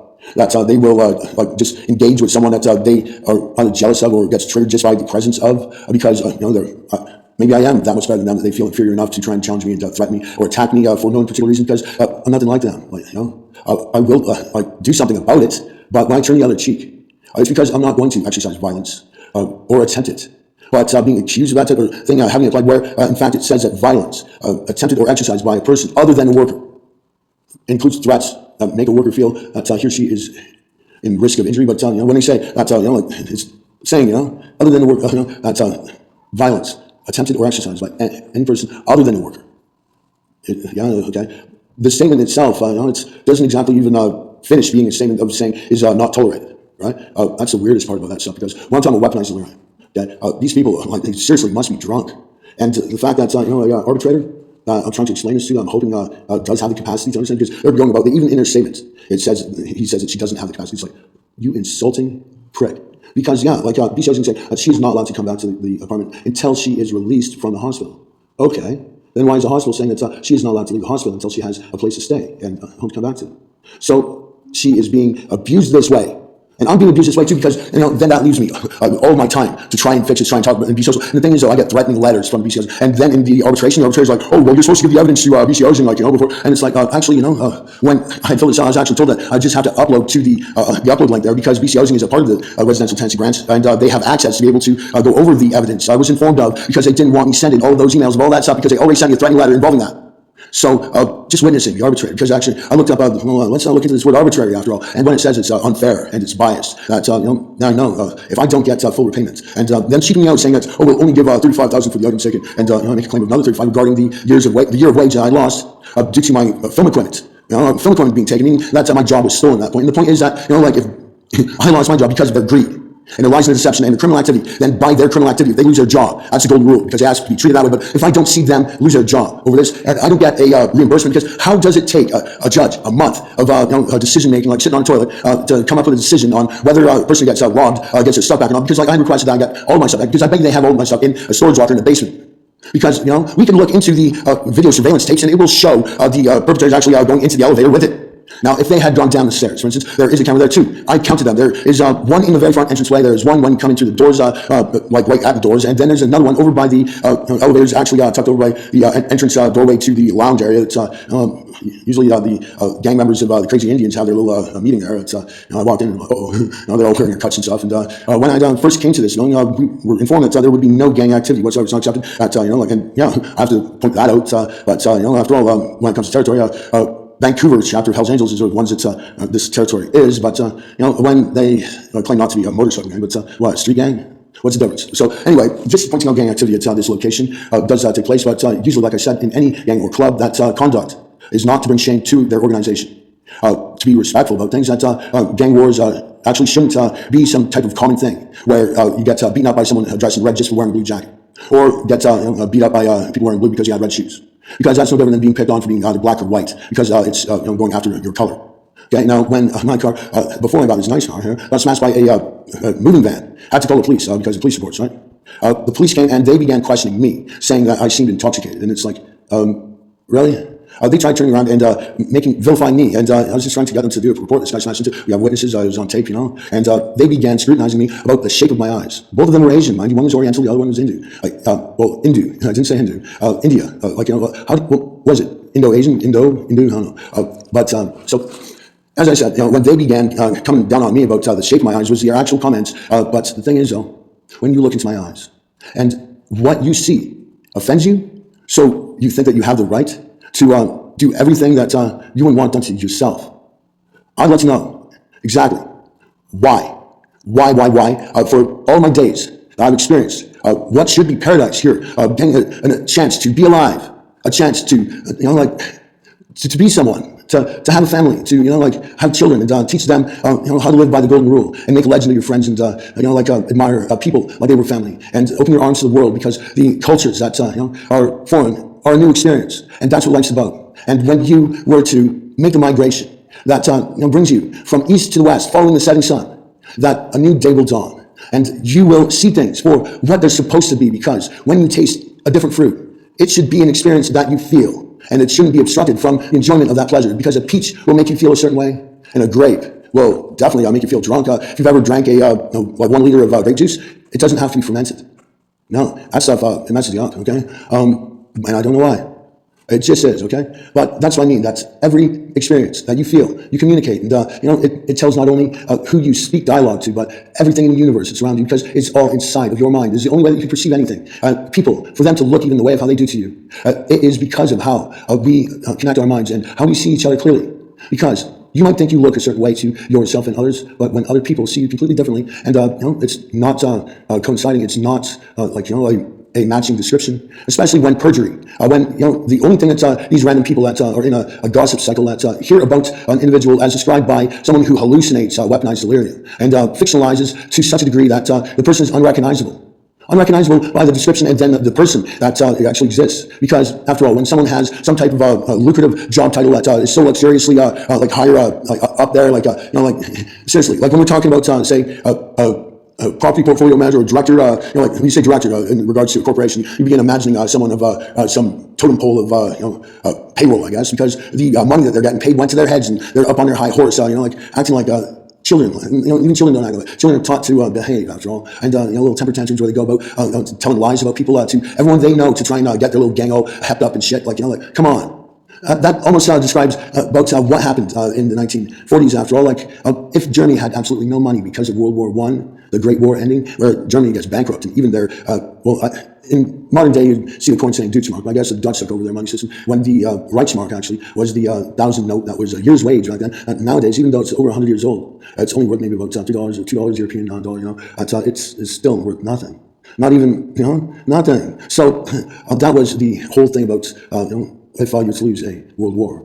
Now, when you look at Britain now, that's, say, 2 pounds of sterling, that's silver, 2 pounds of it in the promissory of the markets, stock markets, promissory, that's 2 pounds of sterling silver, right? It's only worth, getting yourself a can of Coca-Cola. A can of Coca-Cola went on the U.S. market where, they're cotton standard and they're standard oil, right? They wage on the markets where they bring a good dollar in. They fluctuate quite a bit, but American dollar is strong because they have 95% of the world's gold reserve.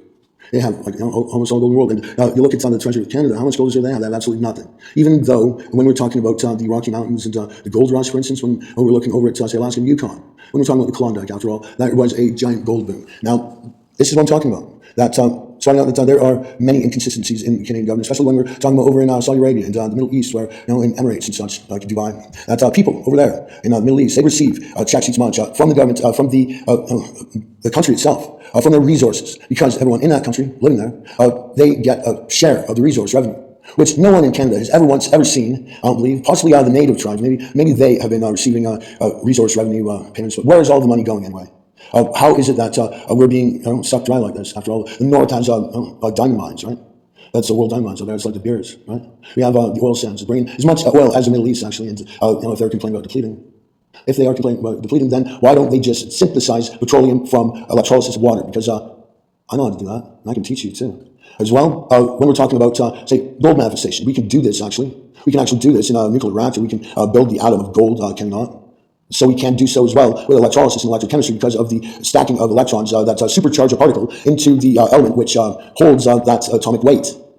Now, that would mean that mercury, for instance, which is supposed to be the element right beside gold, even though the alchemy test by Merlin shows that lead is to be transferred into gold as when we feel a weighting of. It's very similar. It's a heavy metal, after all, and heavy metal music, right? It's not St. Worshipping at all. You shouldn't see it that way, after all. Like when I remember an abusive teacher saying that we're listening to devil worshipping music because I flipped on a tape of Motley Crue back when I was like, I don't know, 5 or 6 years old, and I got sent to the principal's office to sit there, and I had to stare at a clock, and essentially I got hypnotized. I was watching secondhand slow down. It slowed down and it slowed down. And, I was able to count to 10 before 1 second, and then it was getting closer to 3 o'clock. Finally, I think I could go home, but secondhand moved backwards, and something dropped in my heart. I'm like, oh no, right? But yeah, like watching a pod water boil, watching the secondhand shift, you see time change. It changes by your focus, after all. And as well, when that being said, we can say a lot of things. We can say a lot of things quite clearly, and whether it's fully understood or whether we have a associative memory that picks up on these type of things, because I've said quite a lot here, and I am pointing out that when we had gotten this apartment, we had gotten it for sanctuary, for refugee, as an emergency case because of the abuses that went on in Coquitlam, where around the last day there, the dog abruptly dies of some type of like a liver toxin. Like the dog was being test subject to poisons to make sure, like the canary in a mine shaft, if it was too strong a dose would kill us, but only wanted to make it sick and injured, and incapable of understanding why there was a photograph of Alice as a youngster that when she was of a certain age, that photograph that resembles all the other ones for that we see her grow up, but before that photograph, the girl had like blonde hair, didn't look like the same girl, was of an age that didn't fit the timeline when the video was made, and it brought so many questions, especially when the one parent said, believe the child in the video to be 8 months, whereas the other parent said, child in the video was 3 years.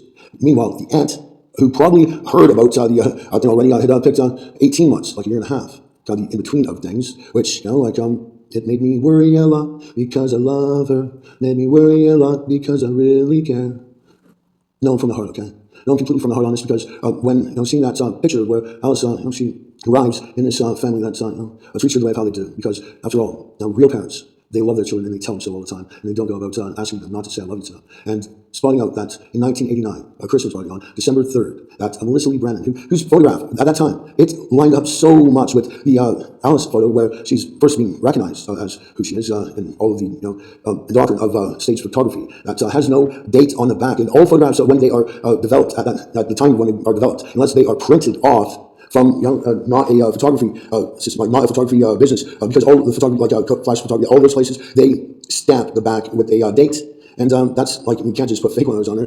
That's kind of the like it's all dated. It's like you can check if they fade. Still, there's a watermark of like Fujifilm or whatever. But like there are. Yeah, I remember because I used to have a little flash camera Kodak with a little square flash cube on it, and as a photographer at a young age, that's why our photography business, where we as a couple would love to get called out to weddings as a couple of photographers that take pictures of the entire experience there, focus in on the professional photography, but also the photography of the social event itself, the videography of the whole proceedings, the videography of the things the family says, the videography of whether or not to say, I got cold feet and like the video show, they ran off that way, get up, with a shotgun wedding, they don't want the husband running away. But that's just it. When it comes to weddings as well, I remember the rule of thumb for the old Italian wedding, which is Roman Catholic wedding, basically, right? That's the father of the bride pays for the wedding. And that's just it. Like, how are we to afford some elaborate wedding service when our parents, good possibly our parents, I already tried explaining about the death warrant that was issued November 17th, 1989, that came 10 months after the alleged execution of Ted Bundy on January 24th, same year, 1989. So 10 months later, a final death warrant gets issued, and 3 weeks after that, Leslie Brandon goes missing. Brings us over to this time here. Now, when spotting out these people as being monsters and living in the same neighborhoods where Clifford Olson used to live, and Clifford Olson, his spree of killing, it took place right when Ted Bundy's spree of killing was on hold. Okay, there's a little gap there. Now, when spotting out the pictures of Ted Bundy from around that time era and the pictures of Clifford Olson from around that time era, they look very, very much like the same person again.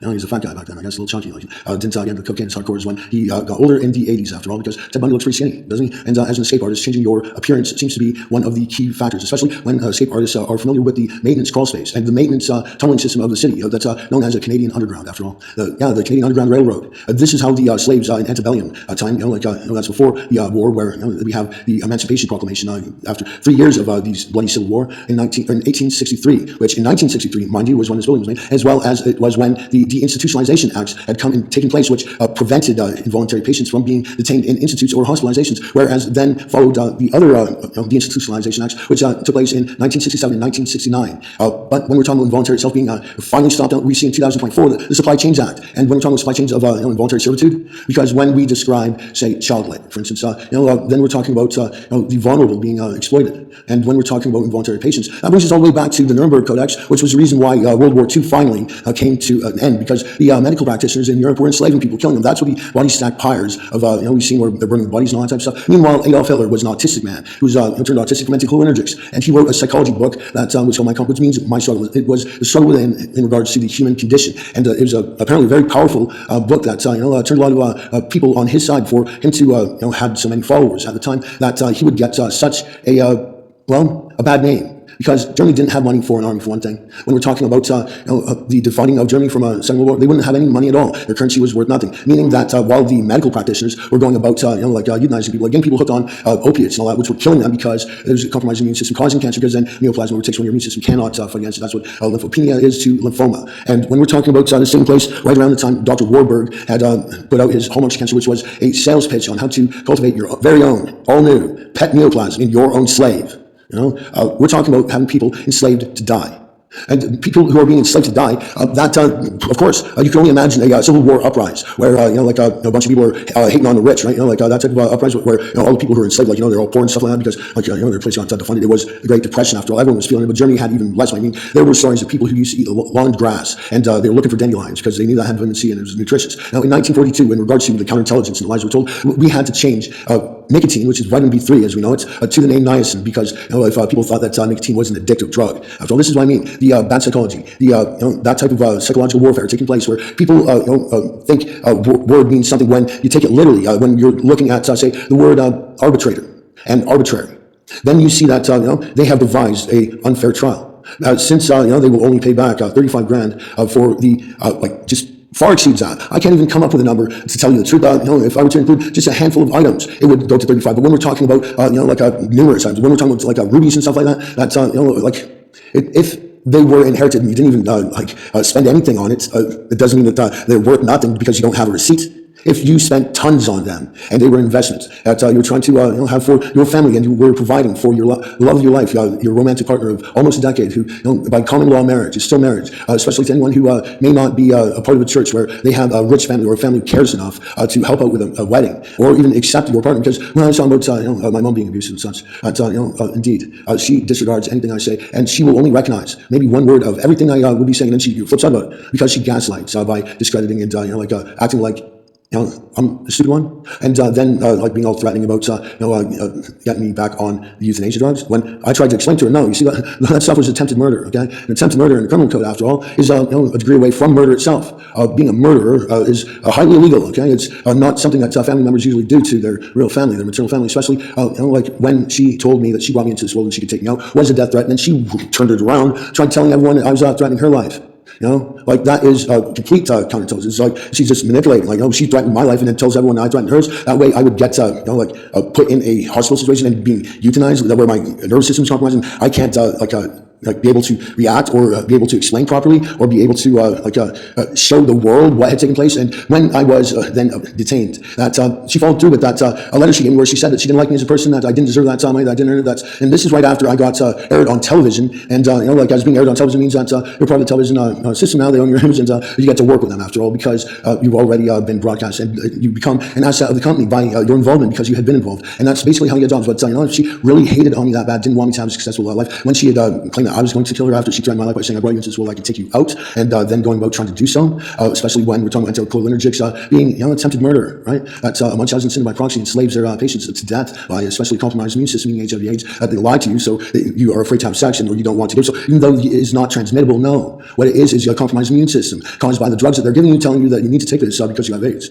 which eventually kills you because you end up dying because of cancer, because a compromised immune system, your body can't fight that cancer. So the entire world being put under this problem. It's not just Canada. Even though I found it very strange that the St. John's ambulance first aid certificates had an arrow cross on it. Now I know that's a Christian symbol, but the arrow cross, for instance, was banned everywhere in the world. But only in Canada it seems okay. Only in Canada does that Nazi activity takes place, because only in Canada is it really a concentration camp, because Canada means camp in Jabberwocky, whatever native tongue that was that we devised this country name from. But when we are talking about a anthem, a national anthem that says North, strong and free, free. Are you kidding? That's false advertising. Now, if people from Africa were to come over here thinking, it's true North, strong and free, are they being told free land? Or they think that they're going to be a free person in this land? They're going to have freedom, like in the United States, their anthem, it entails freedom. So what? False advertising, because then they find out that involuntary is still practiced here in Canada. Whereas if you take a look at the Philippines, involuntary being practiced there, only if you are a convicted criminal, a bad one at that.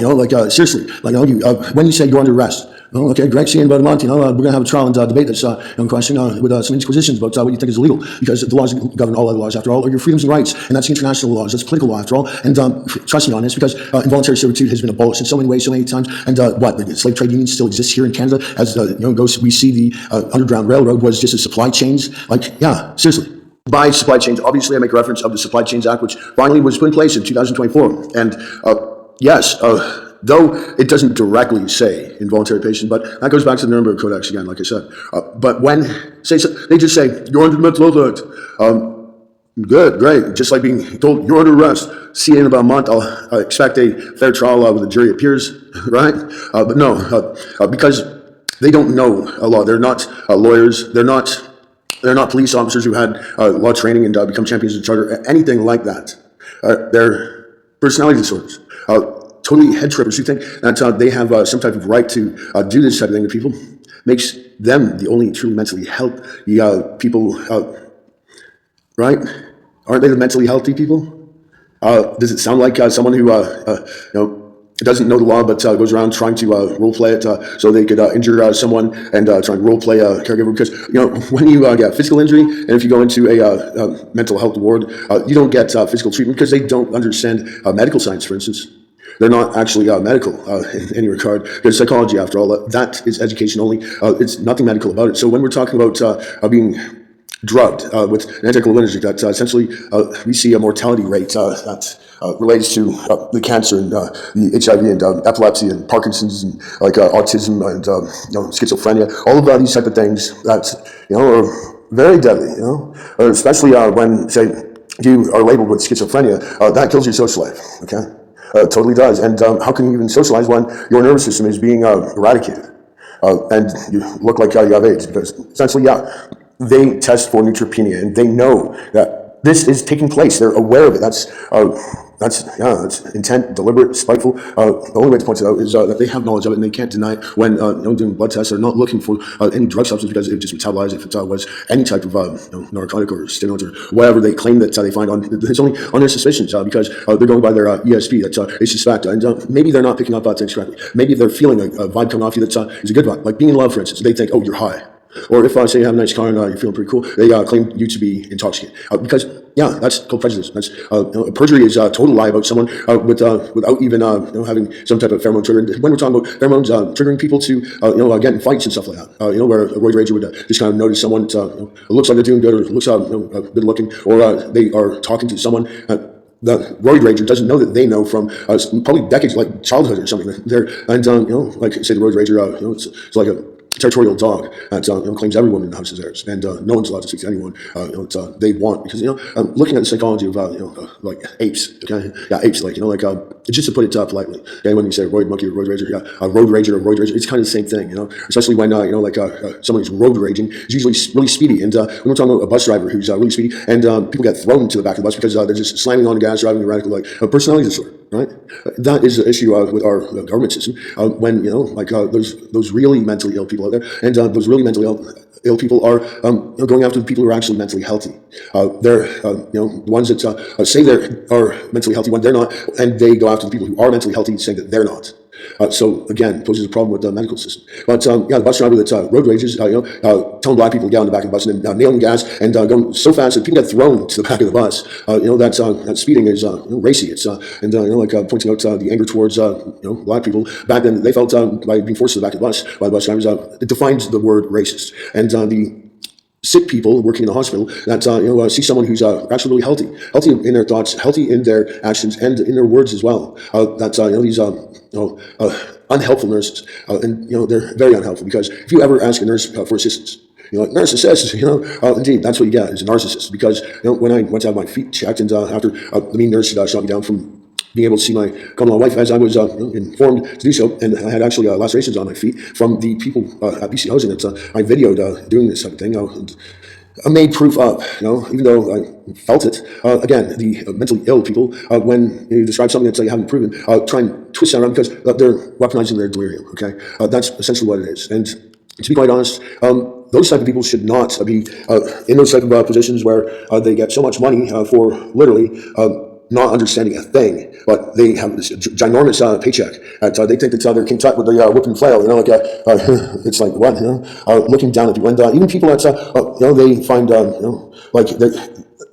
a couple like Alice and myself, who have some nice things. We moved into a poor apartment. Yeah, we have nice things because we're involved in the entertainment business and in media production, and have our own business. Have our things that like this greedy, jealous, evil, narcissistic sociopaths working at BC Housing turn around and want to steal our stuff, so they just think that they could discard us like we're garbage. But this is what they've been doing to the old people. That's they've been on a murder spree. But they use their primeval poisons, and they try and kill the old people here. That way they could just steal their stuff. Maybe they got some antique gold, right? But they want to have an opening for people to move in. That way the unsuspecting people who haven't experienced them yet don't perceive them as the threat they are, and then they get victimized, like we did. I've only been here a couple of years, but within those years, we've seen management change. And did they ever change from being helpful and happy and friendly and polite and courteous and good people, right? Into absolutely seething monsters that had lied to the arbitrator. I was young guy, so I wanted to say something, but I was not allowed to interrupt, even though when I was allowed to say something, I was interrupted each time, and I wasn't able to complete what I was trying to progress. And my progress is because when asked to tell the whole truth, nothing but the truth. The whole truth means that we have to have a starting point before we get to the point that is being made. Because if we just start at that point to make a point, what's backing it up?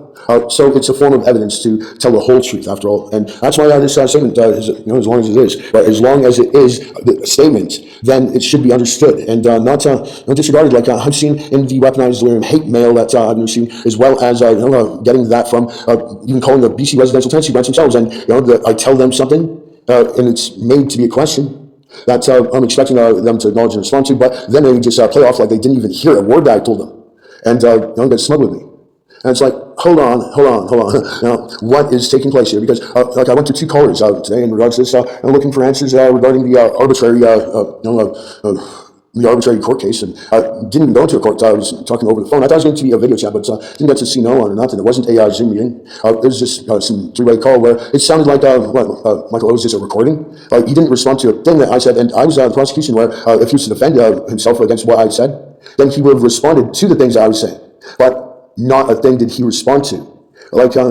Seriously, like it was a recording. And I do have a recording here, which, I could have played the recording and, not been responsive. But again, when listening to him lie, just listening to the character, it sounded so dead empty and, just really bizarre, like sociopath. Seriously, didn't care a thing about love of my life, while shaming her, trying to make us out to be oh, they were detained, don't listen to them, it's like, yeah, have forensic hospital for this horrible person that's seriously robs the poor, and then carries on saying that oh, there was no cameras. It's like, I got actually, even the video, it shows cameras in the home invasion video, that shows them smashing our stuff after they did the stage photography of completely trashing our apartment, because way how they had placed personal items.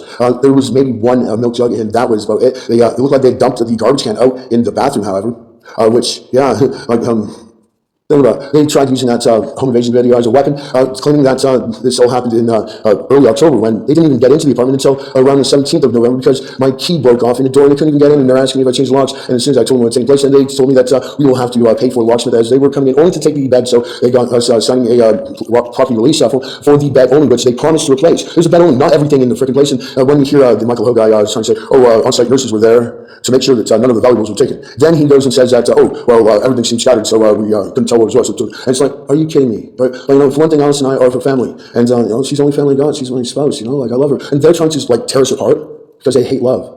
They hate so much that nobody had nice things, even though they get way overpaid, and it shows because money went to their heads, and they're not down to earth people. And they have these illusionary jobs where they think they're so high up on the ladder that they're boss of everything. Like bosses actually act like that. No, most slave drivers don't even act like that. Personally, I would recall from understanding the construct of say antebellum times, which had that element where yes, people were being whipped. Yes, there was court abuse, and yes, that type of thing got abolished because of our inalienable rights and our human rights. Even animals have rights, after all. Remember, and that is the point. That really is the point. It's a bullet point because, after all, when you see that it's only one gun that is in every war with one bullet. And the gun appears to be manufactured by the million, right? But still, the one gun. When the machine gun came out, it was the Tommy gun, right? But we still see the reoccurrence of it showing up. Now it could be a handgun, it could be an M16, but all throughout Vietnam, there's the M16, that one gun. But it's the same lead, it's the same bullet, it's the same lead that has passed through Abraham Lincoln, and it's hit JFK and Martin Luther King. It took out John Lennon, and lately it grazed Donald Trump's earlobe, if you do recall. So to stop that bullet, it's going around, taking out all those who lead and follow, because to lead the way, you must know how to follow the path. And the path of the righteous is one that has a unity, a collective, where we all believe in our rights and freedoms. And that's why they are the laws that govern all other laws. And when I'm talking about, when the law is broken and say there is reprimand, well, essentially, it seems like if you have a certain job as being in the slave trade union, you're impervious to any type of detainment or punishment, then that tells me something. Especially when I already have a government profile uploaded in my name under my email, would make me part of that as well, and cannot be arrested because what? Diplomatic immunity or political immunity? Is that what the dodge is? Or do they just hide behind the company itself and hope the company takes all the bullets? We've seen it happen many, many times when the police badge, they hide behind like a shield, right? So that's your shield, are you kidding me? What? So the entire police force gets scrutiny, and or is it because everyone gets scrutiny that the person gets away with it? Which if it's just everyone who is a part of the government doesn't go to jail, doesn't get any reprimand. Well, when we're talking about personality disorders that have wedged their way in certain jobs, say, for instance, the police, or a bus driver that goes racing around telling black people to get in the back of the bus and racing, so he's racist, right? He's racing, and like being a bad driver because he's road rager, right? Racist. So the racist bus driver is road rager. And then we look at the postal workers, right? Not much to that job now, is there? It's kind of, you need the intelligence of a bean counter. A bean counter has to know how to count. It means a bean counter is accountable. But if a bean counter can't count, then what the hell are they doing at that job? Because essentially being a letter carrier is pretty simple. You just have to know the number that you're putting the letter into. But if you're a litter carrier, then all of the same crap goes to everywhere. It's like, going in the garbage because it's only a Black Friday deal. That only happens one day of the entire year. So all of those flyers, all of those sale flyers, it's not letters. No, they're not letters. They're litter. Okay, that's a litter carrier. Okay, and when they go on strike, demanding more money, their job is so stressful. It's so difficult. It's they're breaking sweat and so exhausted that they just collapse and dying of thirst. It's so bad they built a pyramid and they're only getting paid a handful of silver. Yeah, exactly. It's a terrorist demand to go on strike over a no-brain job. That's it doesn't even affect the community all that much. But when going on strike around Christmas, that is predatory, okay? Because now the one time a year that the postal service is of any service at all, besides being litter carriers, then, they go postal, we already coined that term and seen what a lunatic is. And when we're talking about terrorist demands and stuff like that, especially when it comes down to the economy itself being completely whacked because of the loss of numbers, when you don't start with zero, even though what's a quarter worth? Well, does that mean it's worth only 25% of nothing? Meaning what? 25, that's even less than nothing. No, because zero actually has a numeric value. But besides that, a bean counter should be able to tell you that, right? Bean counter, that is a higher intelligence job than a letter carrier, is it? Well, there's numbers involved with those houses too, So now we're seeing that these bean counter jobs and, simple numbers, if people don't even know how to count, those are their jobs, and we're talking about police that don't even know the law, and, that's a job. When questioned about, do you know the Charter of Freedoms and Rights, or the laws that govern all other laws, and if a law is inconsistent with your freedoms and rights, that, it's no force or effect. In other words, the Mental Health Act, when they say, you're under the Mental Health Act, it's like they're trying to say under, like, is that you're under arrest? Is that what you're, what's under the mental, think about it. These people don't even know that you can't be detained, unless you have had a fair trial. And when they give you no fair trial at all, they detain you saying it's a 54-40 or whatever, right? 50-20. Well, 50-50 means it's the meat draw at least, that you get half of what people paid the tickets for. But no, usually those are even scams too, because then the only person who gets a draw called for them is the partner in the scam, unless it's a charitable thing. But when we're talking about, say, Cancer Foundation, yeah, that's a total scam, especially when they're injuring the clients they are enslaving and putting through long, arduous tests and process, because Munchausen syndrome by proxy. And when they describe that as a mother, usually, or a caregiver means medical professional, but they usually rely on a mother, because a mother that turns their child in to get all these medical tests and all that, she has Munchausen syndrome by proxy. That's why.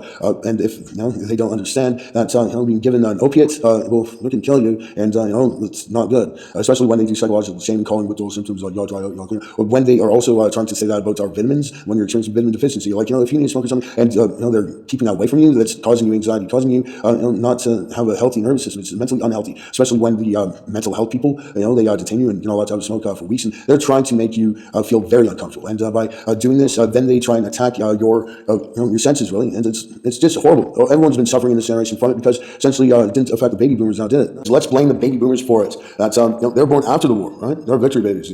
They got the spoils of everything, but as well, they decided to start farming their industry. They tried creating their industry by causing injuries and such, just like a mechanic that would put a little cut in the belts when changing a spark plug. That way the belt goes, and you come back a month later. Just like a dentist who would put a bunch of fluoride on your teeth to make it brittle, and then using a tooth clamp for a reservoir dam tightens it too much and snaps your molar. A couple months later, you have to come back and pay more. But when we are talking about Munchausen syndrome by proxy, where, say, a child is being given sedatives all the time, like, slip these mental health drugs, these sedatives, these anticholinergics, and the child is falling asleep everywhere and has fatigue and is suffering from this, and keeps going to the doctors and all that with the parents, booked every single day of the week, even on Sunday, how would they be able to get a booking on Sunday? It's because it's a sexual act. It's like dating someone to them, to be able to have that one-on-one time with their medical professional. That's not about them. It's about the person playing the game of, what's the matter with this person? And essentially, when a child is sleeping all the time, napping, does a real parent do that to their child? And the answer is no, okay? Because essentially, a napping child, think about it. Why is that kid always napping? Well, because that's not their parents. Their parents are poisoning them. That's why the child is napping. Well, don't you call an abductor a kidnapper? Well, that's the reason why we call them a kidnapper, is because they're always sedating their child, because it's not their child, you see? That's what a kidnapper is. That's what kidnapping is. That's why we could call it kidnapping. Okay, and when we're talking about kidnappers and spotting out exactly what's taking place, I'm trying to save someone here. I'm trying to speak for someone who has Stockholm syndrome because of hypnosis and was a very young child, obviously, not to remember past a certain point. Just like I myself, I seem to only have memories kind of light up after what was considered my first words when I began saying no. Okay, but. Yeah, especially when I remember being a fairly young child and at daycare, and I was screaming abductor like it was going outside, because the woman who came to pick me up I didn't recognize. See, so this type of thing does occur, and we try and get through it the best we can. But to speak up about it this late in the game means only now have I gained enough awareness and become a responsible person with the ability to respond. And I'm trying my best because I think this fixes problems for the rest of us that may not have the ability to respond and are counting on a responsible person to come forward. Because when you witness something occurring and you don't do anything about it, then are you not taking part in the allowing of it by not stopping it? If you were to see someone getting picked on or bullied, wouldn't you try and help that person by being diplomatic, by trying to calm the angry party down? Because just talking to someone, taking their attention away from what they're focusing their rage on, that breaks the trance. Okay, and it is a hypnotized society after all. Like, we've been watching TV, we've been listening to music, the window wipers, they rock back and forth like a pendulum. After all, everyone has been hypnotized so bad that they don't even realize it. I myself, as I said, was sat down in front of a circular clock, but I knew that we don't start with 1, we start with 0. And no, there's never been 24 hours in a day. So here is the problem: enslavement. When we're talking about the slave trade union and the Underground Railroad being housing for the Untermensch, which means subhuman, like the people that live under the street, those type of people. Usually, that the Underground Railroad, or the underground that occurs is involving the maintenance tunnels because especially kidnappers use that as their super highway of escape. People who are thieves, they'll just jump into a little hole that goes down below the streets. And yes, knowing that this is how people get away with it, because I have investigated, and by my witnessing, and by my surveillance, I have come to these finite conclusions that I must share. That way the knowledge of continues to be made knowledge of, and people learn from it, because it certainly helps my cause, because I'm trying to save lives here, especially my own. This is my mode of self-defense, because wars are not won with weapons. No, they are not, because no wars end until annihilation, when love conquers all. And making the intelligent choice to be upfront about this and be open about it in every way possible shows that I respect myself enough to be able to say that I have the authority to make this judgment call, that we have to do something about this without delay, because it cannot continue. Now, when talking about the law, and knowing that only our freedoms and rights are the true laws that we should enforce, because all other laws are inconsistent after all, means that I know that if I were to just say the Crown Proceedings Act, that nothing happens, there is nothing happening until a Crown Proceedings Act is in place. And that is what the Supreme Court is supposed to be about, because when we are talking about the Crown Proceedings Act with the Supremacy Clause, in abolition of absolute tyranny, dictatorship, murder, enslavement, these type of involuntary servitudes of the living human experimentation, involuntary patience of Nuremberg Codex violations, was a breaking of the war treaty, meaning that war that we thought that we were triumphant in. Even those Nazis of freedom, the Hells Angels, that were the fighter pilots that rode bikes and were on the cover of Easy Rider magazine, influencing an entire generation of cool individuals who were the impresses. Because I'm part of the impresses, because I want to impress. I want to impress God, for one, and I want to impress everyone, because fancy clothes, nice cars, these type of things impress people, even though they have origin in money. And when our money system is going haywire because of the loss of numbers, then it should impress you to know that zero has a numeric value. As the sequential value, it stands as being the initial digit number in our sequential counting systems. It holds that value. That blank is the only thing that is nothing. If there's nothing there, that's what it means. And you can't say that 1 is nothing, right? 2 is nothing. No. But you can say 0x, 1x, 2x. How many x's did you just count? Because I counted 2 to you. And that is a fact. That is the truth, the whole truth. And, to be insightful about this, because education must replace our reform systems, because of the cruelty that they were only enforcing the laws that were being broken as they went against our freedoms and rights in so many different ways. Whereas giving people the option of therapy and counseling or education as the mental health they need, because sometimes people just need to talk to someone, and then they feel better. And essentially feeling better is what good mental health is, not being drugged so you can't communicate and then you get sick and you die. That is not fair. That's not fair at all, because there has never been a fair trial in any of the cases of involuntary patients after all. And if you were to ever get an offer to voluntarily sign to be a voluntary patient, then that's up to you, because you make your own choice. If you choose not to, and you know that there's something bad going on here, that you're not going to voluntarily jump into a volcano, now are you? No, that virgin gets kicked in there against their will, because what's non-consensual? That's what rape is. And when we're talking about therapists, well, just face it out a little, and you get the rapist, because the therapist is the rapist. And it is spelled that way because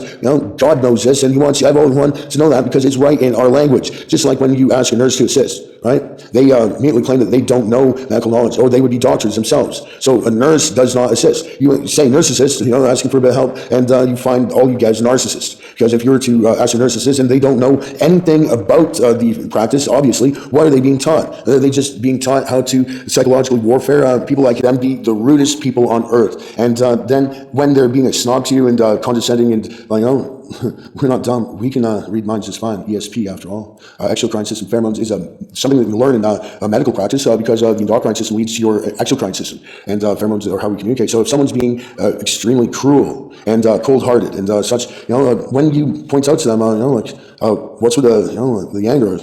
It seems like you may be a personality disorder there, nurse, narcissist, after all, narcissist, right? Or they gaslight you into saying, quit being a narcissist to them. And then they turn it around and says that you're being abusive towards them, or you're being rude to them, when they go about calling people out on being mentally ill all the time, and think that they're better than them, because essentially they freak out if you call them mentally ill, because they hate mentally ill people so bad, because they work with them every day. And that's why the abuses happen, is they actually hate the people that they're working with. When someone is smiling to you, but they hate you, they have a hidden agenda. And that's usually outlines the compulsive liars. That's, they will never admit to anything, now will they? Even though they deliberately go about things nonstop.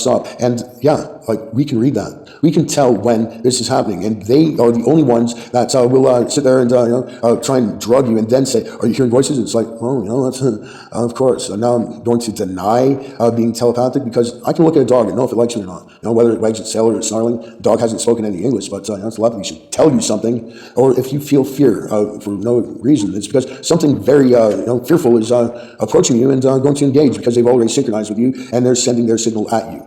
Just like why people get aroused. If something is trying to get your attention, all of these chemicals are being spread out and sent to you, and you feel euphoric. Okay, a lot of people describe love by the pheromone release, but love can be a lot deeper than that. Okay, if you love your car crazy. Okay, you can be crazy about sports, you can be crazy about this and that. But when people are using the word crazy incorrectly and saying that it is a negative thing, and it's so bad, someone who's in love has to be detained and punished and all of this type of stuff. Well, then we see exactly who the insane person is, because sanity would only relate to say something sanitary, right? If it's saying it's sanitized, and that means sterile after all, and sterilization is eugenics, and especially when we're talking about the method that they go about with eugenics and euthanization.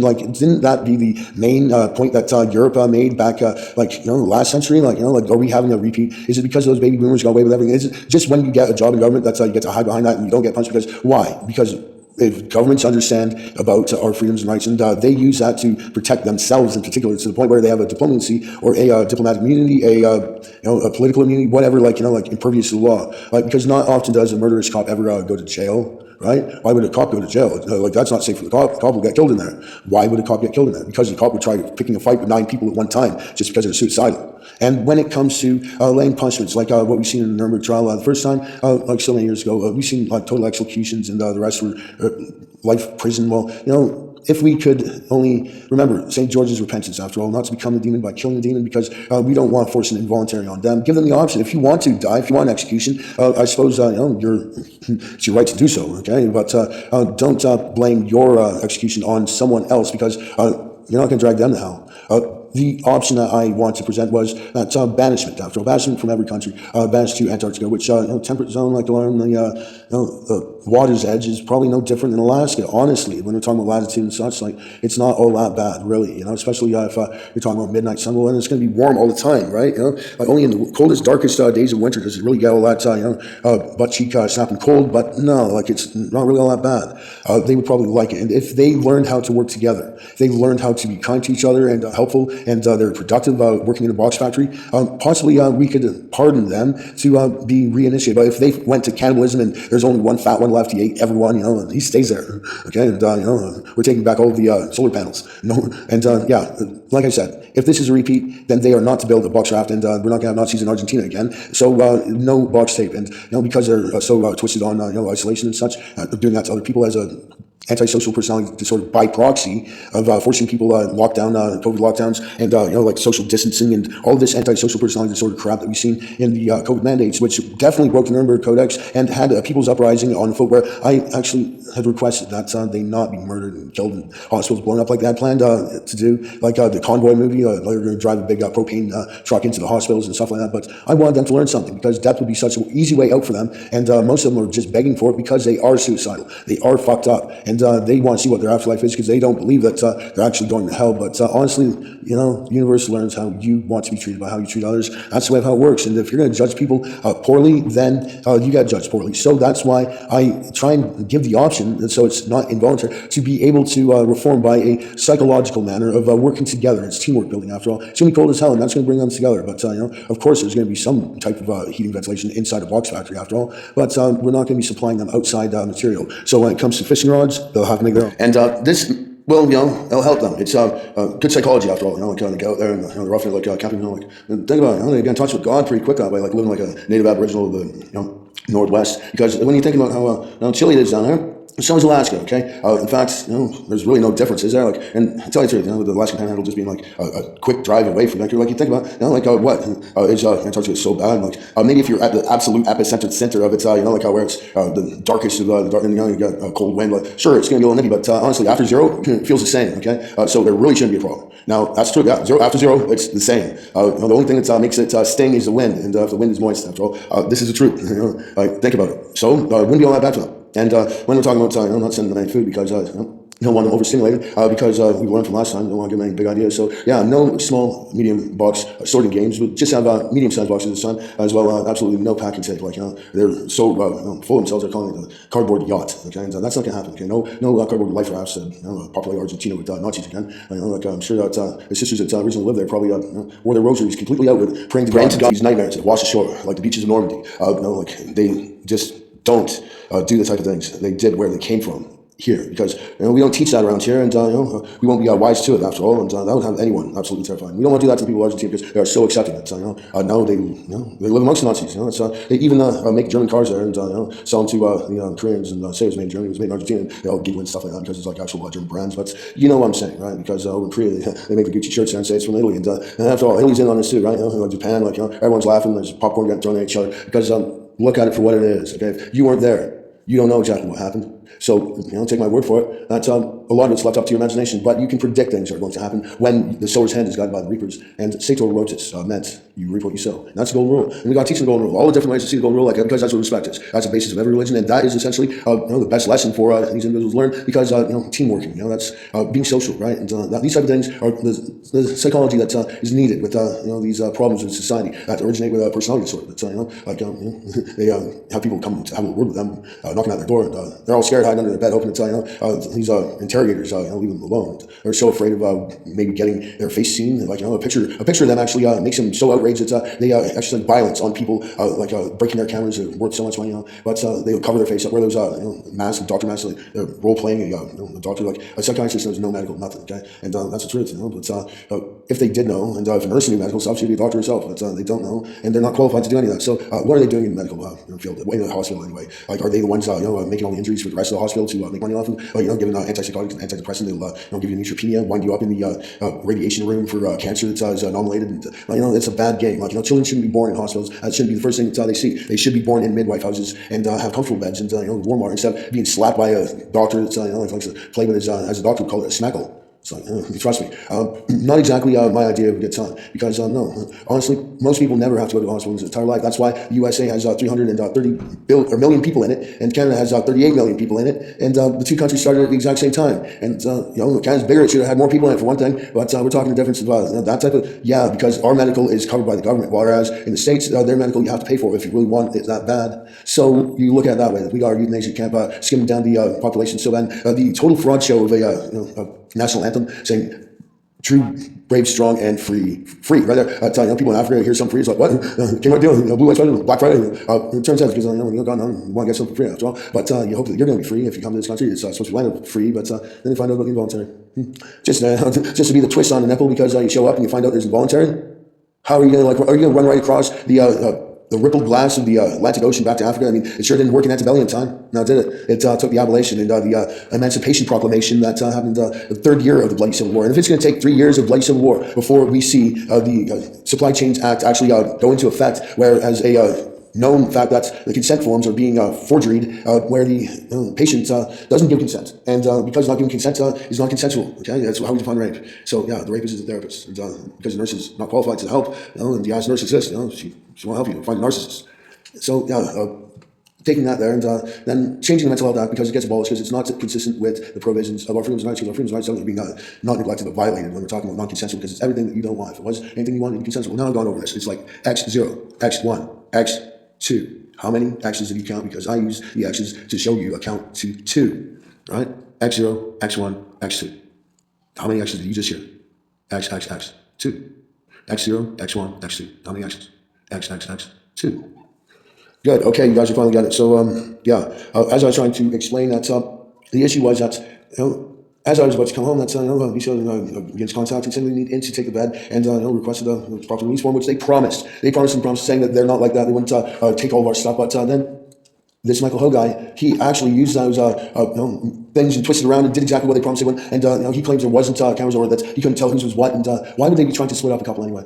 Especially when, Alice won. Right when I was going out to get the McDonald's, she was placing a call, hoping that if my mom was up, she would wake up in the middle of the night, like 2 o'clock, we'd hear her stomp around upstairs in her boots, and sometimes she'd come down, tell us to get out of bed and make it, So she called called her mom and foster to come give her some Nicorette. Thing is, though, she doesn't remember how she got to that house.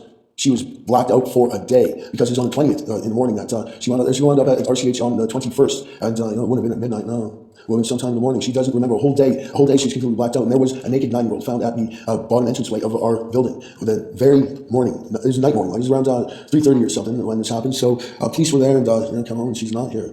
In other words, the person who probably child abducted her. Okay, especially when Alice is always sleepy and sedated. It means kidnap, kidnapping, sedation.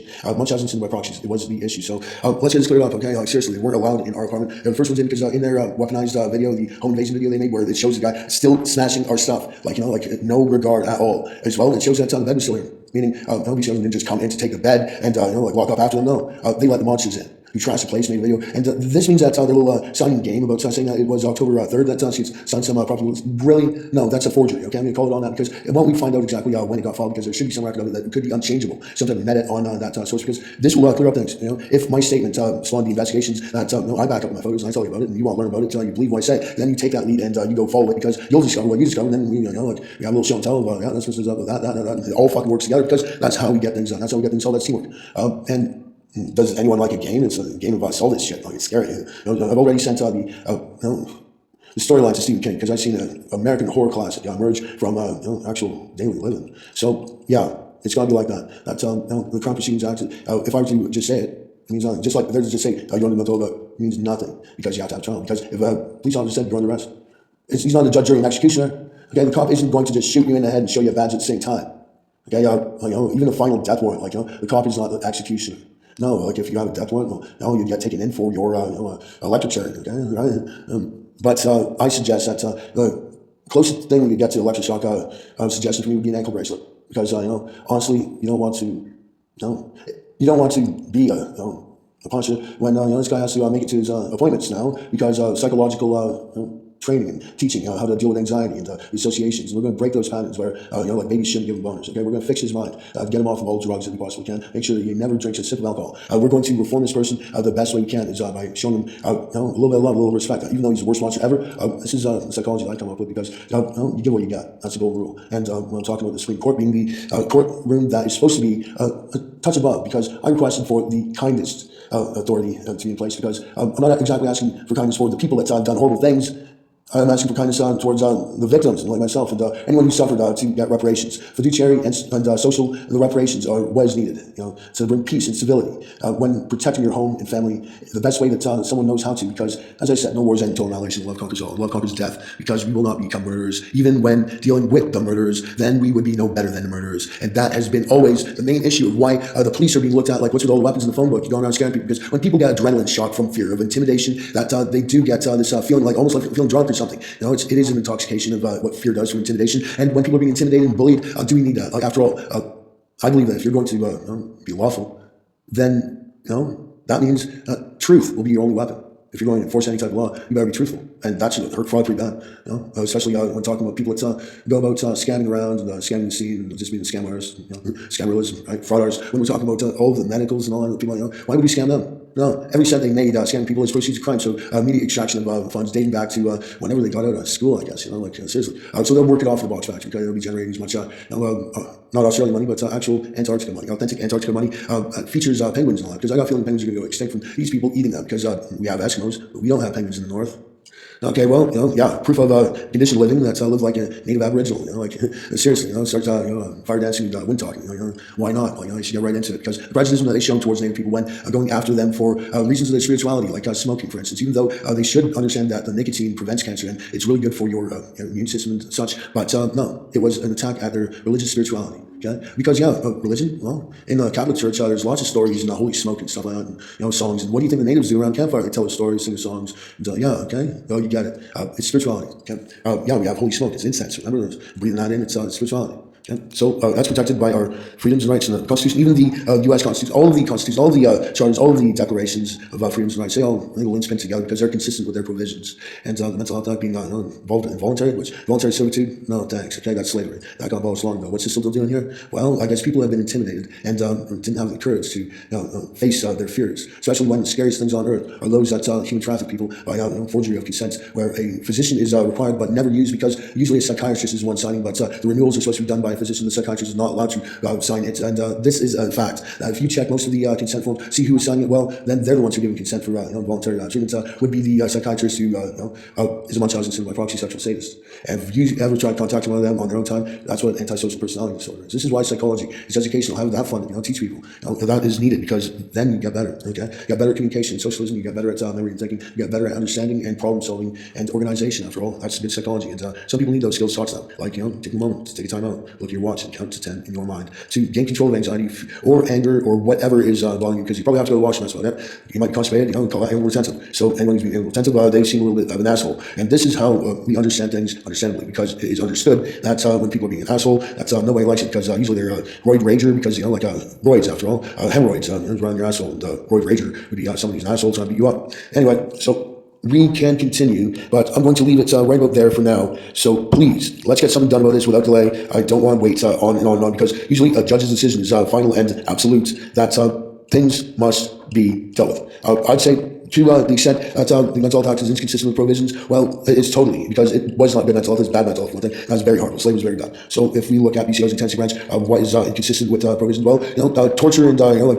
having items removed, all these things, privacy, the entire facade of having yourself stuck in this, can't even move, stuck to a damage report that is on the rental record, and the damage report was made of pure fictional garbage, because after all, like 16 reported needed repairs that I was to pay for was extortion, and it was a lie, and wasn't even filled out correctly, because the date wasn't, meaning if you went around later on and wrote in the date afterwards, and I don't have a copy of that terminates the thing immediately, even though they refused to, even after being informed of, they still seem very personality disorder. So yeah, they're taking a round trip down to Antarctica to put in at the box factory and hopefully earn their way back into society and learn a little bit and have some spirituality, get close to God and all that, and live like an animal, because they've shown such racism towards them. And trust me, this is going to work. All right, just don't send them any fruit, because they might make booze out of it, and they can catch their own food. And trust me, keep a count every month on how many penguins, because we don't want them going into extinction. Because after all, if after 10 years there's only one fat cannibal left here, we are not picking him out to bring back. Okay, he stays there. If you can imagine, this really big fat guy with no shirt on, standing in the snow, like blood all over his mouth, and everyone's gone.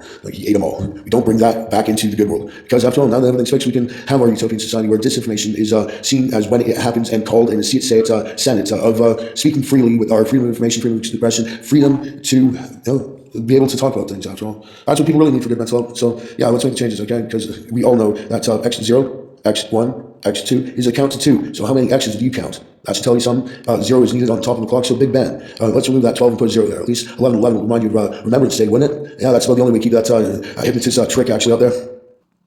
Quitam pro domino rege quam pros ipsu in ac parte sequitur. Quid pro quo?